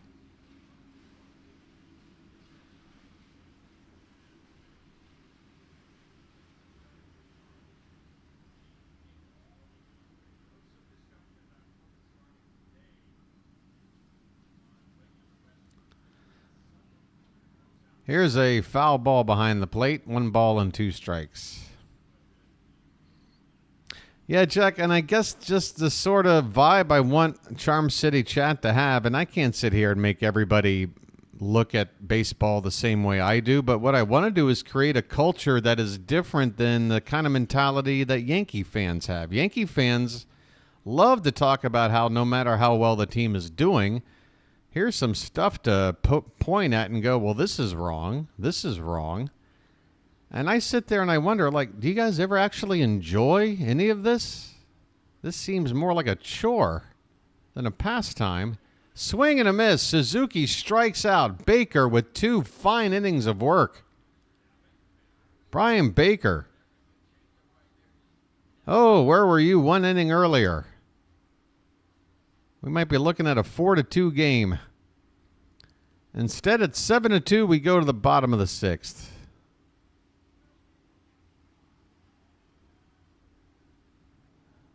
Wow, Verb, you've been away that long. What are we talking about? Like 86? 87? A 37-year layoff? Welcome back, Verb. All right, Jack. And look, Jack, that's what the Orioles are going to do. Jack, here's the thing. Jack, I promise you, if I saw an Oriole out there not trying their best, if I saw an Oriole out there not hustling or just spacing out, taking a play off, not trying to beat out a ground ball, something like that, I would be the first to call it out. I promise you. If I'm watching my team not going out there and trying their damnedest to win ball games, I will point it out. And I will call it out because that's something I'm not going to tolerate. I hope people don't get the impression that I'm just this eternally optimistic, my team never does anything wrong kind of guy, because I'm not. And I can tell you this, if I were doing live stream Oriole play-by-play calls of the teams from like 2020, 2021, you would be hearing me pointing out a lot of problems on a nightly basis. But that's just simply not the case with this current Oriole team. There are things to talk about in terms of where we can improve. I absolutely agree. It's not a case of just sit back and enjoy. We're going to cruise our way to the World Series. That's not the case. Here's Adley Rutschman, 2 for 2 tonight. He looks at a called strike. Adley has half of the hits. Gunnar has another. So 3 of the 4 hits coming from the top 2 in the order. And that's a called strike. A tough call, low and away. Adley in the hole, 0-2.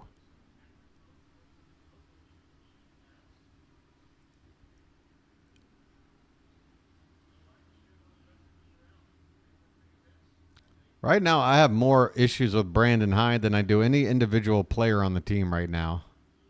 Because I've been seeing some in-game decisions that have not made me happy. Adley crushes one down the right field corner, but foul. Just a little bit out in front of that pitch. Still 0-2 the count. There's a kid who came up with that baseball. Getting some high fives. Give that fan a contract.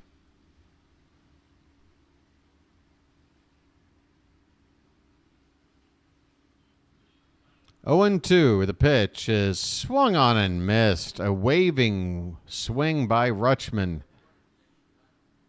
And he's down. Oh, boy. Talion seems to be getting better as the game goes on. This has not been a pretty night so far, folks. Again, I'm not going to sugarcoat it for you. We've made 2 stinky errors. Kramer did not have it tonight. We left him in too long. And outside of a solo shot from Westberg and another small rally, this has been not too good. Keegan Aiken is the lefty out there in the bullpen getting loose. Santander drills one foul down to the right field corner. He has got an 0-2 count. I mean, just right here. Santander tonight, a strikeout, and then he grounded into that double play that killed that rally in the third. We managed to get 1 run, but we could have gotten so much more. And now he looks at a called strike 3 at the top of the zone. Man, oh man, when it rains, it pours. The Orioles have got to dig down deep. If they want to salvage this ball game, they need to have a little bit of a powwow right now and have a talk in that dugout, because this is not working out. Ryan O'Hearn at the plate, 2 down. He takes low for ball 1.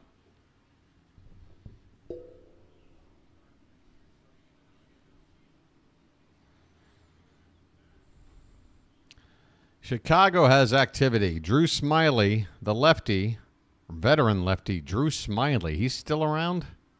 He's getting loose. 1-0 pitch is popped up by O'Hearn to left field. Can of corn, and the inning is over. The Orioles do zilch. Again, they went at 1-2-3 last time up. They go 1-2-3 here. Talion is cruising. He's retired at least 7 in a row, going back to the 3rd inning. We go to the top of the 7th. Smiley, yeah, but spelled without the E, right? Isn't it like just Smily or something? Oh, boy. Hang in there, folks. Right now, there's one objective I see, which is just start showing me some life. Show me some life. If it's not enough life to win the ball game, then it's not enough life to win the ball game. We move on. We try to win tomorrow. But you got to show life. Do not go gently into the good night, okay? Which feels like what we've been doing the last couple of innings. Do not go gently into that good night, sir. That's what Harry Caray would say.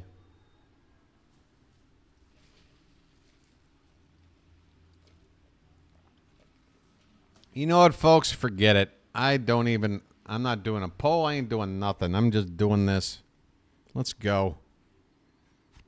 I'm done. I'm done with this.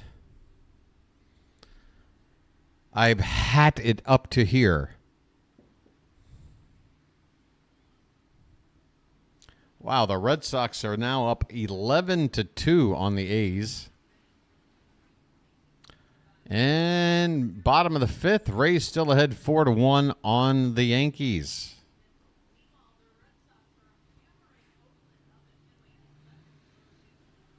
Never give up.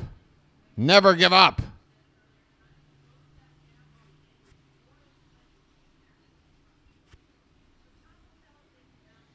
Does Melanie Newman really need a desk this large to herself?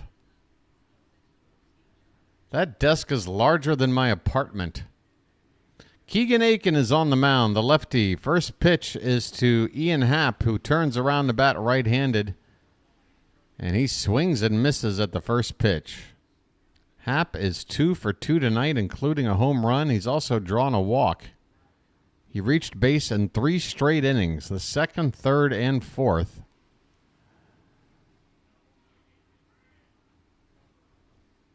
He's got a 1-1 count now. This one's lined, and what a stab by Arias at third. He throws to first in time. Boy, that ball, they cut to the reverse camera to the infield. And by the time they did, Arias, that ball was already in his glove. And then he throws across the diamond in time for the first out of the inning. 1 down in the top of the 7th. Here's a swing and a miss from Morel. 0-1 the count on him. Morel 1 for 3. He had a swinging bunt single.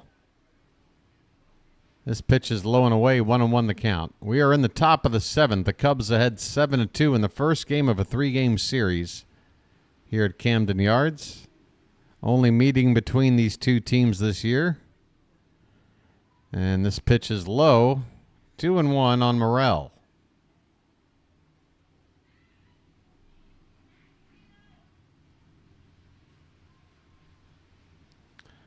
Orioles playing Morel to pull a little bit. And he swings and misses on this one. 2-2 the count.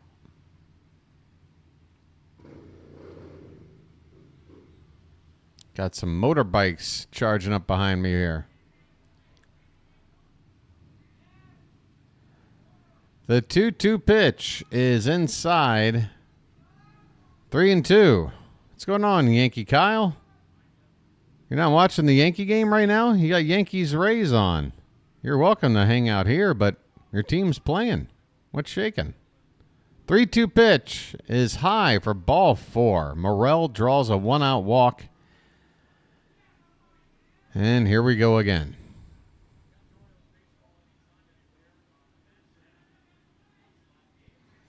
Tell you what, the bottom bowl of the yard is packed. The only area of the ballpark that is empty is the upper deck of that left field deck area.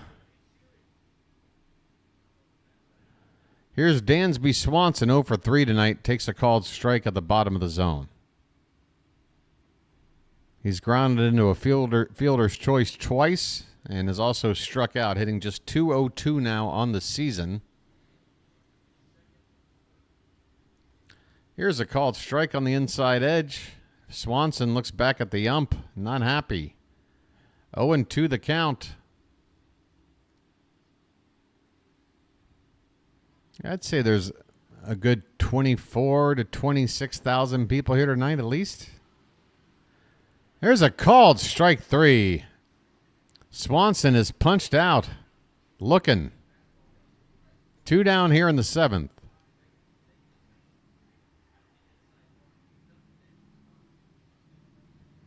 Right on the inside corner there from Aiken. Come on, Kai. Hey, it's Mastro Buoni. Mary Elizabeth Mastro Buoni is up at the plate, and he fouls one back. 0-1 the count. Miles Mastro Buoni with a pair of walks. How, I don't know. Here's a swing and a miss, 0-2. Maestro Baloney. That's right. Here's Master Baloney at the plate. Pinch hitting for Shota Imanaga. This pitch is high. 1-2 the count. Mastro Buoni, the San Francisco treat.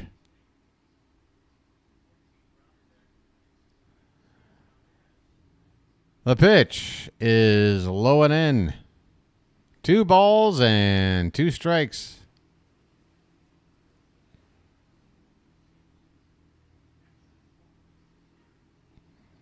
On deck is Enrico Palazzo. This ball's hit on the ground past the diving glove of Henderson into left field for a 2-out hit.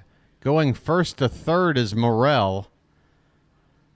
It's going to be 2 down, runners at first and third. Cubs trying to add on. They're already up by 5. The Orioles cannot afford to give up any more. 8th hit of the ball game for Chicago.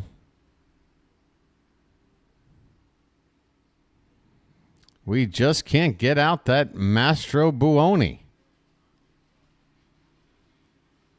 Here's Tomas Nido, 0 for 2 with a sac fly, hitting a $198. First pitch goes after it and fouls it away.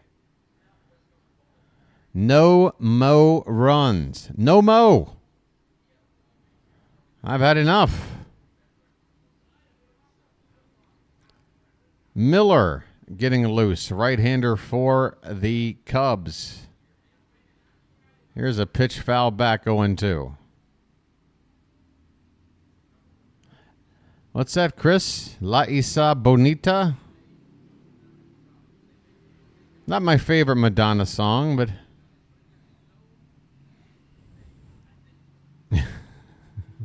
The 0-2 to Nido. Swing and a miss. Aiken gets the strikeout. And that'll do it. 7th inning stretch time here in Baltimore, folks. This is when the Orioles need you the most. It's easy to root them on when we're winning. It's not so easy when we're down by 5. But we're back home. John Denver is on the PA speaker, which means it's time to put some cakes on the griddle. Get them cakes up in chat.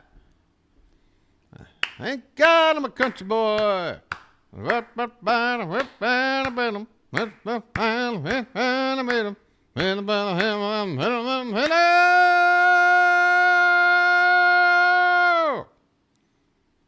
Now, thank God I'm a country boy. Hey. Up that ball, hit down the beat 'em. Hit that ball, hit down the beat 'em. And then life mother bunny riddle.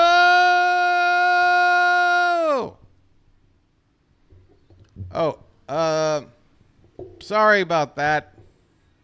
Just a morning ritual. All right.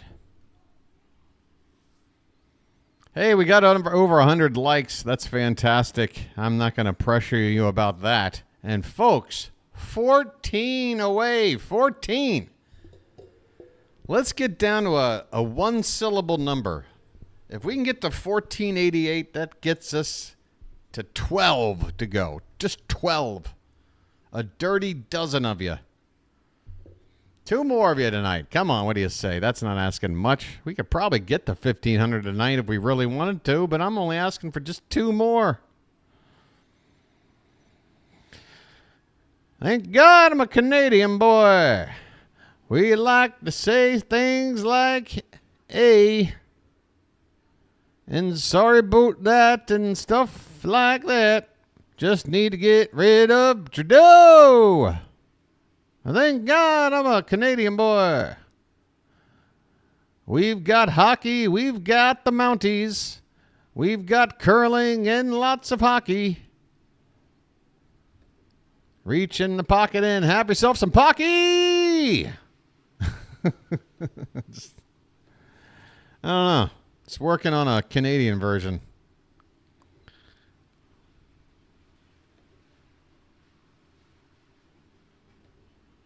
All right, here we go. Wait a minute. Westburg's already up there with an 0-2 count. I don't know what happened. The game got back super late. It's 0-2 on Westburg. What happened here? What are we doing? Why am I frozen? Come on. It's a fly ball to center. That's going to be the first out of the inning. Fly ball just to the right of center field, and it's pretty shallow. Westburg is retired on an 0-2 pitch. One down. Miller is on the pitch for the Cubs. First name, Tyson. I like your chicken. Here's Heston Kjerstad, and he swings and misses at the first pitch on a pitch up in the zone. Kjerstad 0 for 1 with a walk tonight. And again, I'm getting this game freezing on me a bunch. 0-1 pitch. Frozen again. Come on, man. Okay, apparently that was off the plate. 1 ball, 1 strike. Low and inside. So it's Tyson Miller on the mound. And that is a slider fouled away. 1 ball, 2 strikes on Kjerstad as my game continues to stagger. This is really annoying. Pitch inside, 2-2. All right. We've gone more than 5 seconds without a pause. Maybe we're back to normal. 2-2 on Kjerstad. 1 out, nobody on. Bottom of the 7th. Time running out for the Orioles to just start chipping away here. Pitch up and away. Full count on Kjerstad.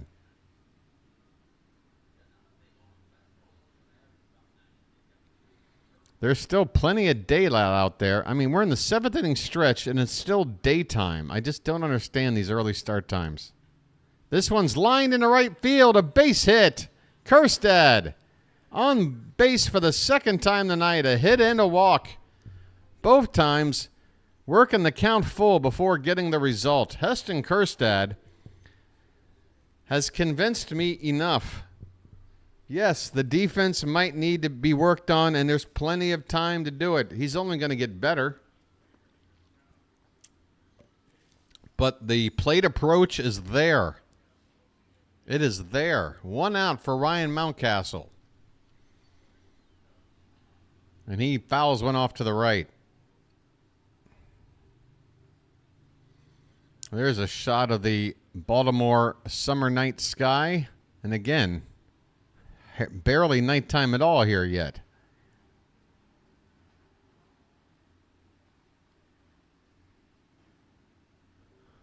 The 0-1 to Mountcastle is swung on and popped up right field. Coming in, the right fielder, Suzuki, makes the catch. And Kjerstad will have to retreat back to first. 2 down in the 7th. Folks, you don't want to rely on the home run ball? Well, guess what? I'd take one right here because there's 2 down, and I don't know how many more hits that aren't home runs we can string together to put a rally together. One swing of the bat here, though, can make it 7-4. Ced Mullins at the plate. 0 for 2 tonight. Come on, Ced. He takes high for ball 1.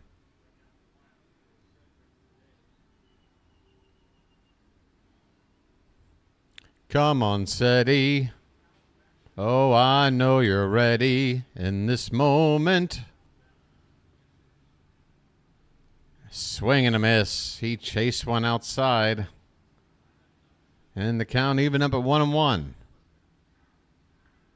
The lefty, Lutke, is it Lutke Little? Is that guy? Little. Little. Lefty getting loose for Texas. The Cubs. You'll have to forgive me. The Rangers and the Cubs, their road uniforms look very, very similar with that blue, gray, and red combo. I thought I saw a Ranger out there for a minute. 1-2 the count on Mullins. 2 down, runner at first. Please, for the love of all that is holy, said, jack one out of here and get us back into the ball game.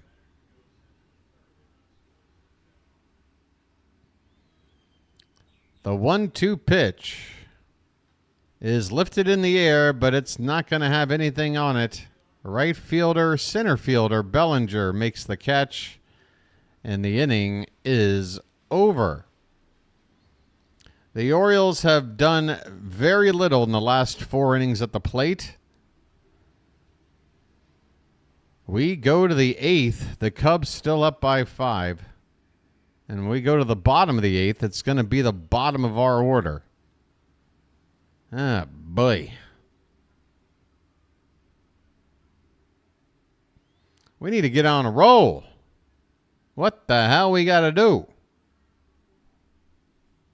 It's been a month since Mountie went yard. I know. Mountie's power numbers are dipping with each passing year, it seems. Folks, I'm going to say something that might not be a popular opinion, and it's something I'm not exactly looking forward to, but the way these Orioles are building their team and sort of figuring out when guys we currently have will move on and when guys that are currently waiting for a job will move up. We've talked about Santander and how he's likely not going to be re-signed for next season. He'll be a free agent. He'll likely test the market and make a nice payday. But when we've got a guy like Heston Kjerstad who can come in and play that spot, and we've already seen, at least I have, enough to believe in Heston Kjerstad as an everyday player who can play in right field. You got a guy like Ramon Arias who's likely out the door, but you got a guy like Coby Mayo in to replace him. Jackson Holliday is still waiting in the wings for a spot. I'm already forgetting what my original point was, though. I had a point to all this, and now I'm forgetting what it is.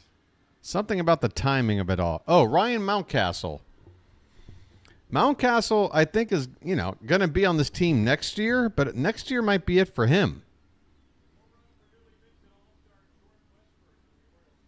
First pitch here is going to get dunked into left center field by Nico Horner for a base hit. Unbelievable. The Cubs, I mean, this is maybe the third hit tonight that was not hit hard at all. Just a doink over the glove of Gunnar Henderson into left field for a leadoff single. And here come the Cubs now with the leadoff man on. And I mean the top of the order leadoff man on. So here comes the heart of the order now. Michael Busch swings and misses at the first pitch. Busch is 2 for 4. Son of Bob Horner. This pitch is a little bit off the plate outside. 1-1 the count on Busch.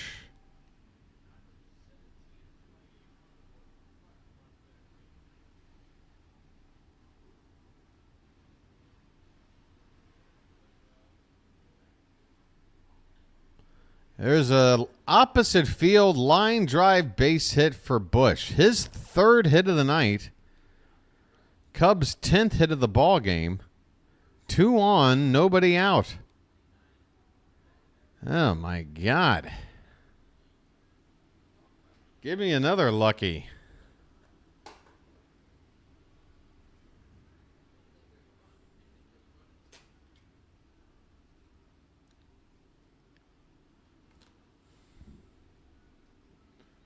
Cody Bellinger at the plate with 2 on, nobody out, and he takes a pitch inside.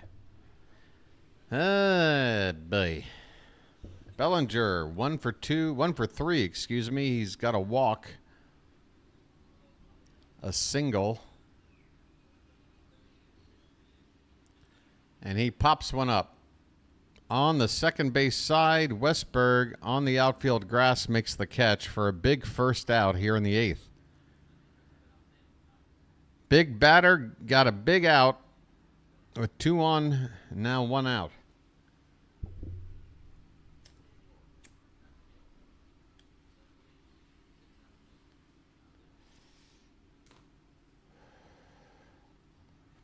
Seiya Suzuki will be up now.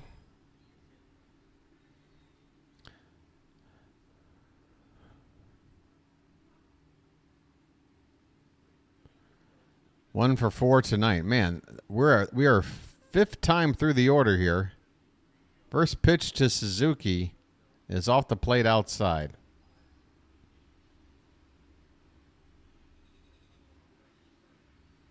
The 1-0 is fouled away. 1 ball, 1 strike.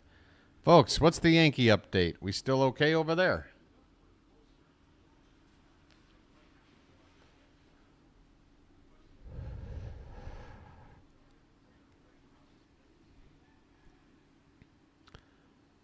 One is right in there. 1 ball, 2 strikes.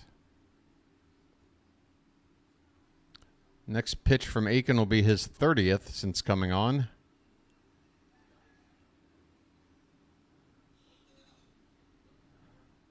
So I guess that's Hyde's plan. Get 2 innings out of Baker, a couple of innings out of Aiken. Sort of a split long man role between 2 guys. Still 4-1 Rays. All right. 1-2 the count on Seiya Suzuki. And this pitch is fouled back. We'll do it again. Philly up big, so that game's over.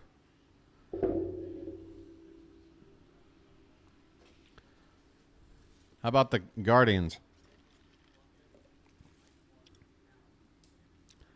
1-2 on Suzuki. This pitch is fouled back again. Aiken, 94-mile-an-hour fastball up and in. Can't get it past Suzuki. Take a look at the strike zone animation on the screen there, folks. Aiken working that top of the zone. Maybe drop one low on him. He does, and Suzuki promptly lines it into left field for a base hit. Kjerstad able to cut it off before it gets to the wall, but 1 run is going to score, and Suzuki has an RBI double. 8-2 Cubs now. The first pitch Aiken throws on the bottom part of the zone, and Suzuki was ready for it.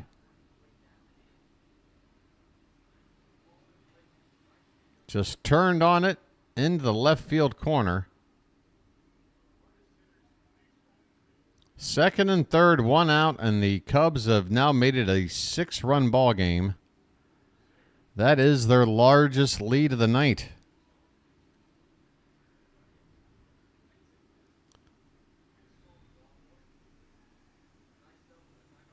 Still only 1 out. Ian Happ swing and a miss on the first pitch. Happ 2 for 3 with a homer.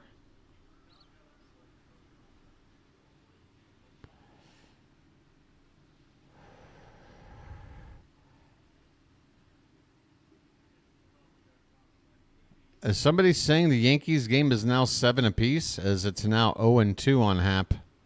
Oh, Guardians and Tigers tied at 7. Okay. 0-2 pitch to Happ. Swung on and fouled back. Aiken now up to 36 pitches. You won't be seeing him tomorrow.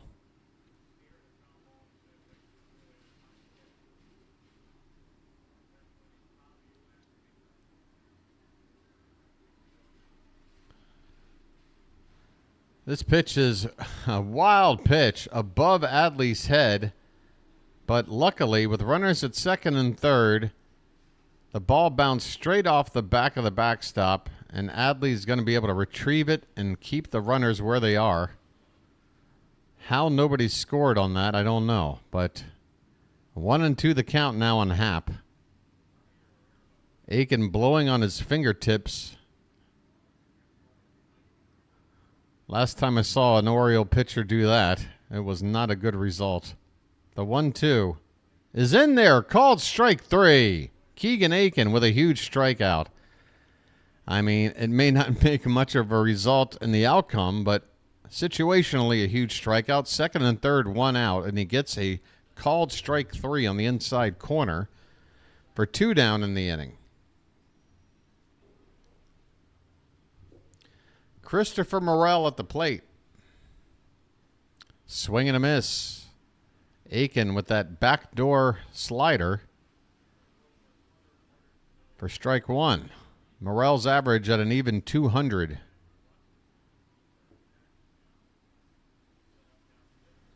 0-1 pitch. Tries to hit the outside edge off the plate. 1-1 the count.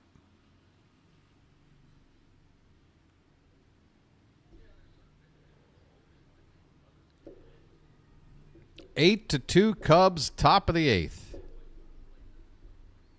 The Orioles' first game of this 6-game homestand has not started off well. There is a check swing. He went around on a pitch in the dirt. 1-2 the count on Morel.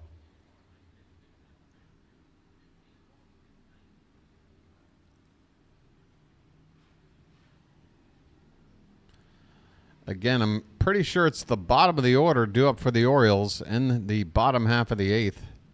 Oh, no, it's going to be 9-1-2. Look at that. A swing and a miss. Morel waves at one at the top of the zone. Aiken gets another strikeout.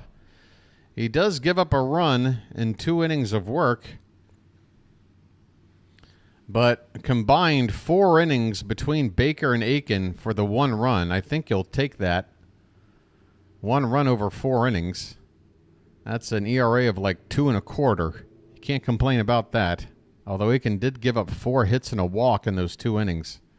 He did labor, but 4 strikeouts helped him get out of a jam. Gave up the 1 run. We go. By the way, Pete Crow Armstrong came in to pinch run for Seiya Suzuki and will likely play the rest of the ball game in the outfield. Pete Crow Armstrong, one of the fastest players in the game. I mean, you got Ellie De La Cruz. Jorge Mateo is in the conversation. Pete Crow Armstrong right there. As you can see, he can hit. He's a pretty light hitter, but if he can get on base, he is a problem. So 9-1-2 due up for Baltimore, and I tell you right now, if they're going to send out a right-hander reliever, give me a lefty bat off the bench for Ramon Arias. Give me Calzer, and then you can just throw Mateo in as a replacement in the field. This is the inning we got to do something. We want that leadoff man on with these hitters coming up after.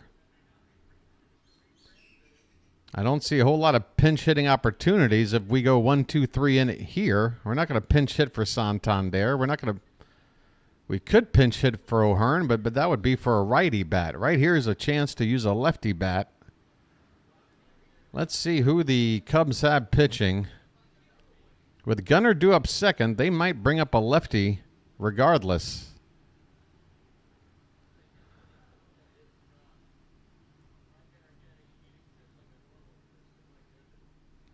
The Orioles enter today 3 games above the Yankees, but really they're more than 3 games ahead because they're 4 up in the loss column, plus they have a winning head-to-head record in a tiebreaker situation. Mark Leiter Jr.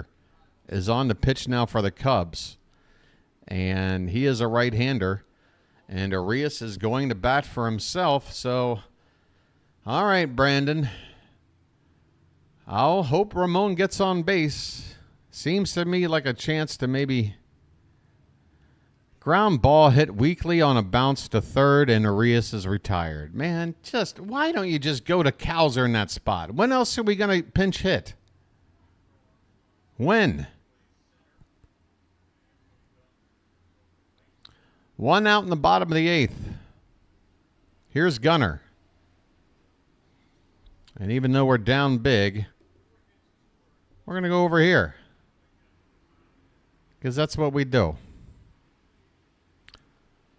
First pitch to Henderson is a called strike. Gunnar 1 for 3 tonight. Hey, there's a milkman out there in the crowd. Right next to a country boy. This pitch is swung on and missed. And Henderson is quickly in an 0-2 hole. 1 out, nobody on, bottom of the 8th. 8-2 Cubs. Hey there, Fitz. Fitz, you're calling a ball game right now, right?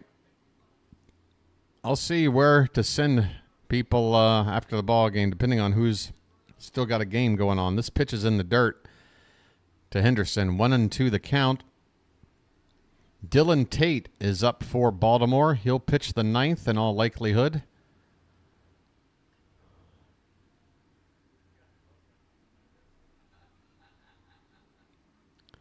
One and two on Gunner, and he swings and misses at a breaking ball in the dirt. 2 down, nobody on in the bottom of the 8th. Man, oh man, oh man. This game is slipping away fast.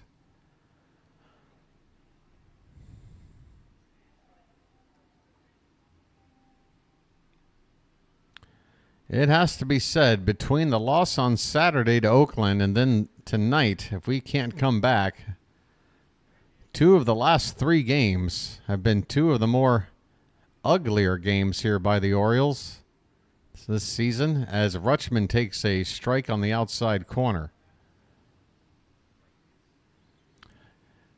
To the fans' credit here in Baltimore, despite being down 6 runs here late, there's still mostly everybody here. Ground ball to first, a flip to the pitcher covering, and Adley is retired. Well, he's 2 for 5 tonight. That's it, folks. We go to the 9th. The Orioles have done absolutely nothing at the plate for 5 straight innings. Nothing at all. I think a Heston Kjerstad walk or a single. That's about it. 8-2 Cubs. Good Lord. All right, let me take a look at something here.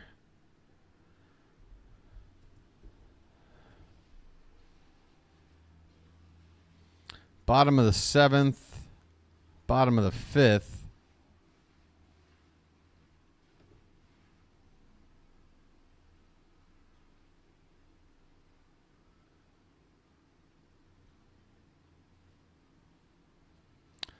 And then top of the 7th. Gosh, I got 3 games I'm looking at to maybe send people to after this one. They're all stinkers. They're all blowouts. I'm like, well, let me pick the closest game. Well, the Red Sox are up by 9. The Phillies are up by 8. And the Mets are up by 6. I think I'm going to send you to Phillies-Dodgers because that's got the 2 most, juggernaut teams involved. Another game has the A's. Another game has the Nats. But Fitzy, hey, don't take offense to that. If your game's still on when the Phillies game is over, I'm sure JJ could. I'll tell him to, hey, I'm sending some people to you. After your game, send some people to Fitz. And then maybe this will work out for everybody. Top of the 9th, Dylan Tate is going to pitch. 28th appearance of the season.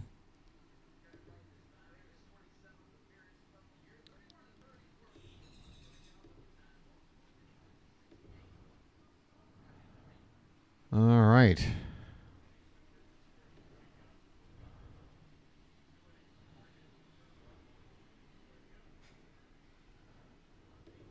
Whoops. Folks, we are a dirty dozen away from 1500. We're getting there tomorrow. All right. Dansby Swanson. First pitch of the inning is a called strike on the outside edge by Dylan Tate. Swanson 0 for 4 tonight. One of the few Cub hitters to go hitless.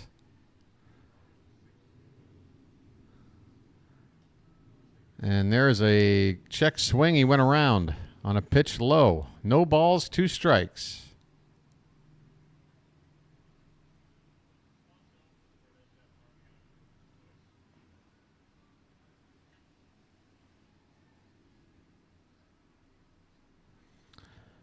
Folks, all I would say is hang in there. We've got a 6-game homestand. Let's try to go 4-2 and take 2 out of 3 from the Yankees, which is the most important of these 2 series. If we can do that, I think we'll be fine. Even if we were to go 3-3, as long as we take 2 out of 3 from New York, that is what I want. Going into the All-Star break. Here's the 0-2 pitch to Swanson inside, a ball and 2 strikes.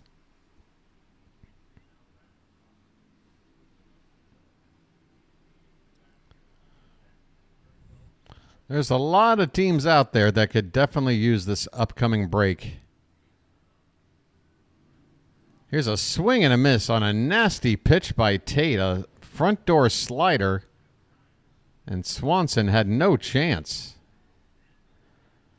Man, that herky-jerky delivery of Dylan Tate with that front door slider breaking over the inside corner, that is a nasty pitch. 1 down. Here is everybody's favorite player, Mastro Buoni.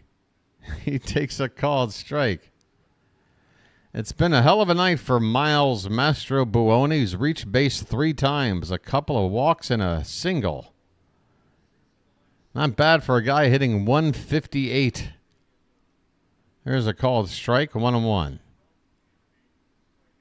I mean, folks, if you want to sort of an oddball way of summing up this game, it's the fact that this dude got walked twice tonight and got on bases 3 times. This should just be an automatic out. 0-2 on Mastro Buoni Macaroni. Outside 1-2.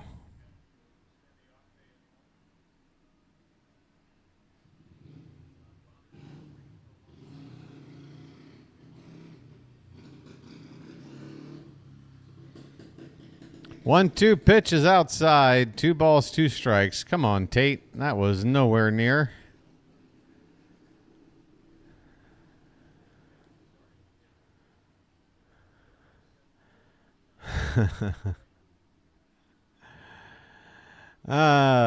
Swing and a flare over the head of Gunner into left field for a base hit. You got to be kidding me with this guy.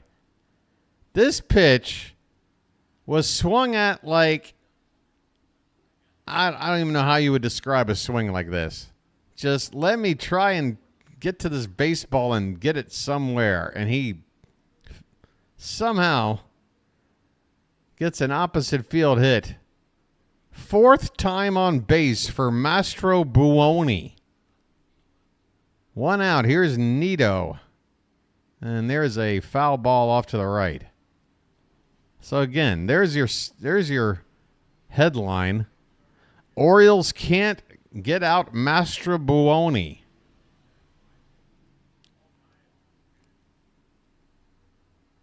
Swing and a miss. 0-2 on Nito.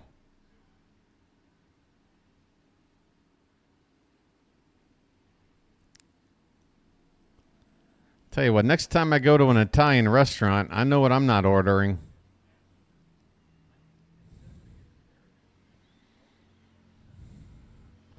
Check on the runner. Mastro Buoni is back in safely. Maserati Bugatti.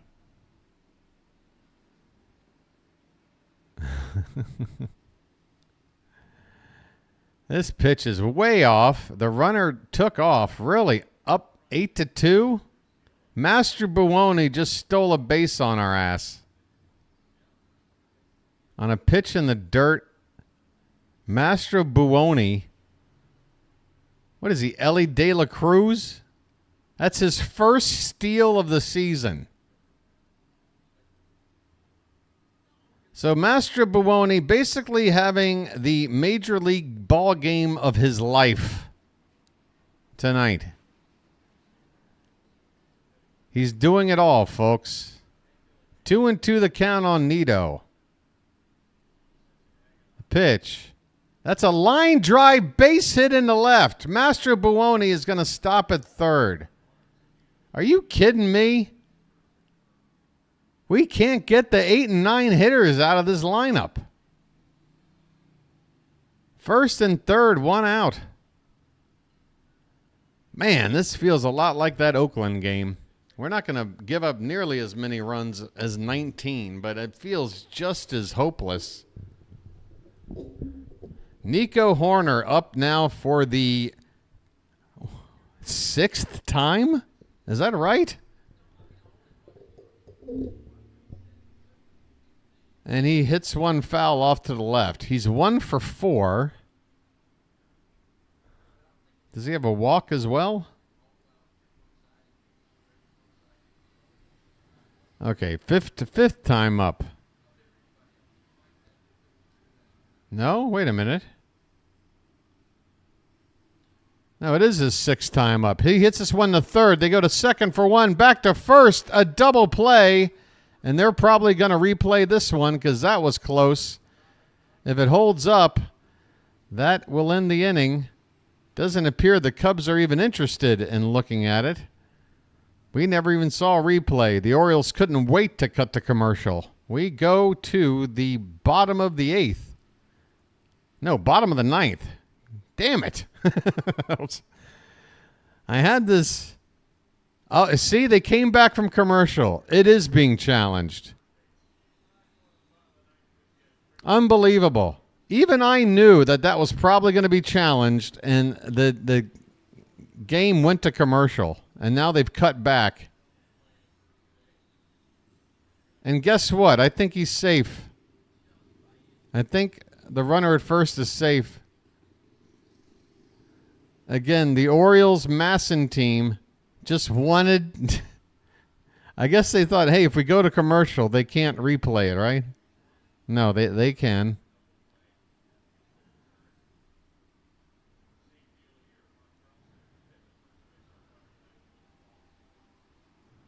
They can certainly check this out. Call on the field is overturned. The runner is safe. The inning is not over. Bring everyone back on out here. And what an embarrassment. Not only by the team tonight, by the frickin' broadcast team. Is BW the only one with his head in the game tonight? Make it 9-2 now as a run scored on that play. 2 down in the inning, runner at first. Michael Busch at the plate, 3 for 5 tonight.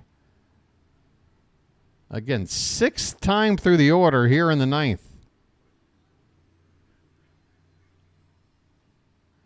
Busch takes one low for ball 1.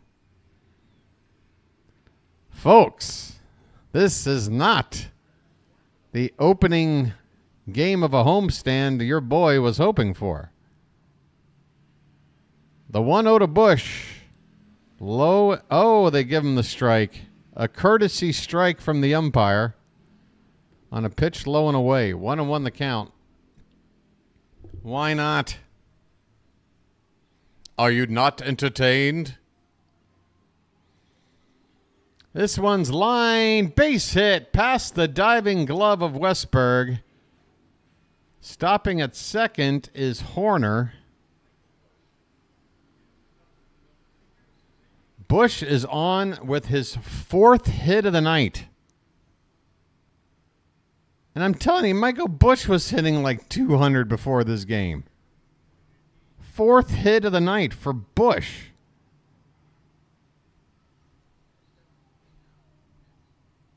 $14 hits now for the Cubs. Bellinger up at the plate again. 2 on, 2 out.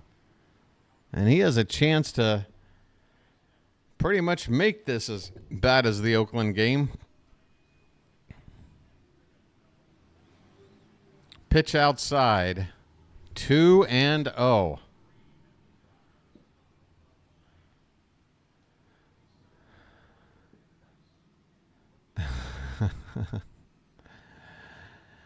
That's right, Matt.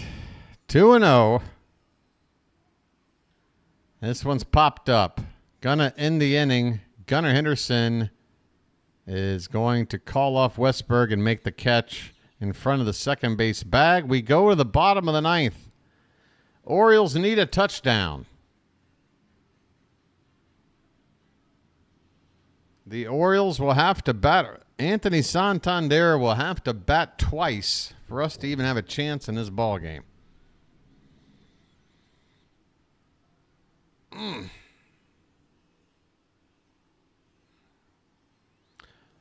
My, oh my, oh my. And the Yankees have crawled back to within 1 run. My goodness.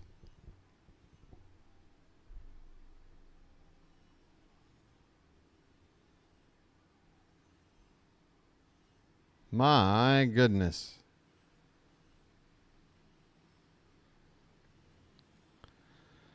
Where's that? So now the Boston game's closer. All right, well, I don't know. What should I do? Should I flip a coin? I don't know what to do.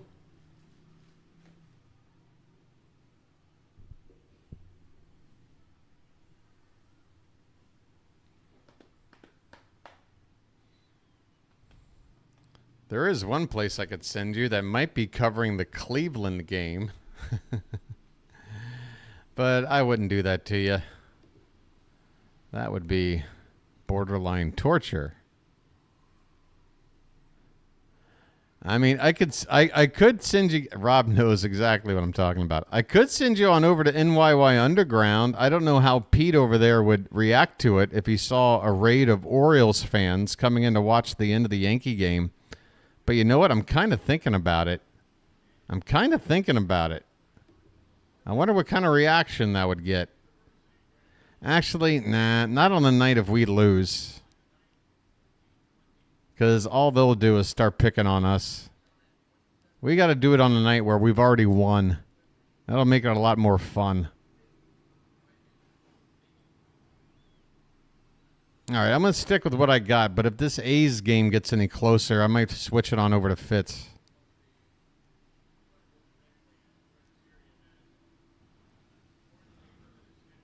But JJ, he's got Dodgers-Phillies. That's a marquee matchup. He got like 12 All-Stars in that ball game. Here's Anthony Santander, folks. Anybody got 6 taters? We need 7 taters. We need 7 runs. First pitch is a strike. Santander 0 for 3 tonight. Biggie is out to pitch. Biggie Smalls. He looks rather small. Swing and a miss. 0-2 on Santander. Who is this Biggie? Hunter Biggie. Now, is there a requirement that if you're named Hunter, you either have to be the son of a politician or play baseball? I don't feel like there's any other thing you can do with that name. Here's a pitch high. 1 ball and 2 strikes. That was 100 miles an hour from Biggie. He's got a Biggie fastball. Swung on and hit to the left side, foul by Santander. 1-2 the count. Come on, Tony. All it takes is a spark. I've seen us put a 7 spot on the board before, a time or two this year. Popped up behind the plate. The catcher, Nito, makes a basket catch right up against the brick wall over there behind the plate. Just with a foot or two to spare. I mean, if that doesn't sum up tonight's result, I don't know what does. Santander with his patented foul pop-up for an out with just a foot or two to spare. 1 out for Ryan O'Hearn, and he lines one hard but foul off the screen down the right field line. That will roll all the way back into the corner. Bellinger nice enough to retrieve the ball and flip it up into the flag court for a souvenir, and the man who gets it looks like he's just met I don't know, Thanos. 0-1 the pitch is a called strike, top of the zone.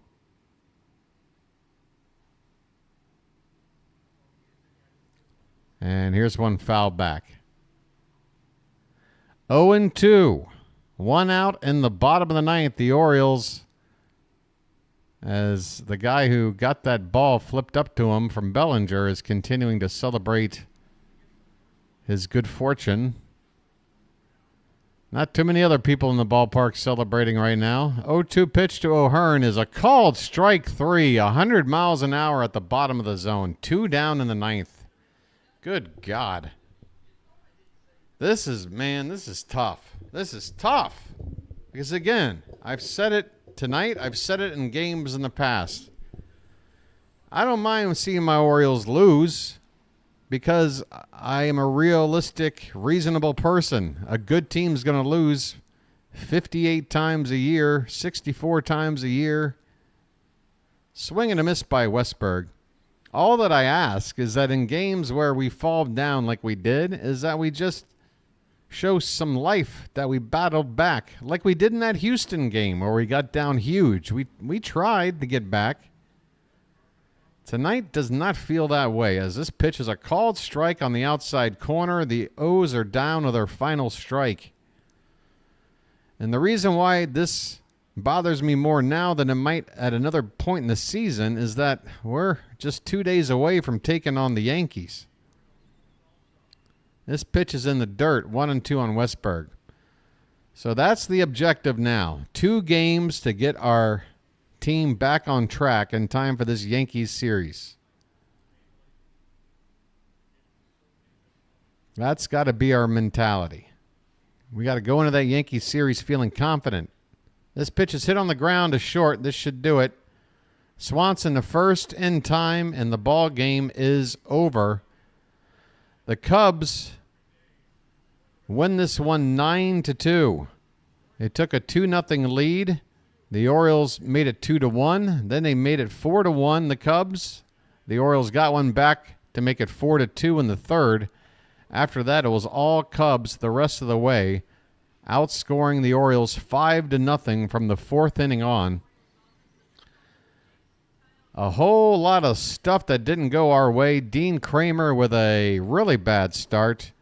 A couple of our relievers weren't exactly too good either.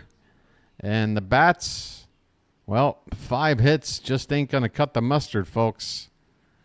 It wasn't even a matter of not cashing in enough runs and leaving too many men on base. We left only 3 men on base. Hell, the Cubs left 11. Well, take your pick. According to this, they left 12 and 11. I guess it's up to you. Choose your own adventure. But the Orioles left only the 3. Westberg with his 15th homer. He's up to 50 RBI on the season. Adley had a 2-hit night. Gunnar scored another run to add to his league-leading total. Other than that, folks, this is another clunker. 2 clunkers out of 3 with a day off in the middle of all that. We're going to look at tomorrow's matchup, folks, and I want you to come back better than ever tomorrow because that's the way you respond. The Orioles have shown time and again when they do perform poorly, whether it's one game or a streak, eventually they turn it around, they make up that ground, and then some. All right, let's look at tomorrow's matchup, and then I'll send you on over the conclusion of the Phillies and Dodgers. Say hi to Play-by-Play with JJ for me. Same first pitch time as tonight, folks, 6:35 p.m. Your boy will be on the air at 6:25. Corbin Burns, the man we need in a moment like this. But it's going to be a duel as Shota Imanaga will be on the mound for the Cubbies with a 7-2 record and ERA just a little over 3. These two are pretty evenly matched, but Burns does have the edge. Yeah, that's going to do it for me, folks. Let me go ahead and send you on over to Play-by-Play with JJ. Again, if you don't mind, tell him I said hello, why don't you? I do apologize for tonight's result. We're going to try to do better. Thanks so much for getting the likes over 100, and the sub count is now only 11 away. So tomorrow night, you better be back here, folks, because we might be having a little bit of a party. We might be having a little bit of a party, all right? Until then, this has been the Bird Watcher, folks, and I'll chirp at you later. Good night.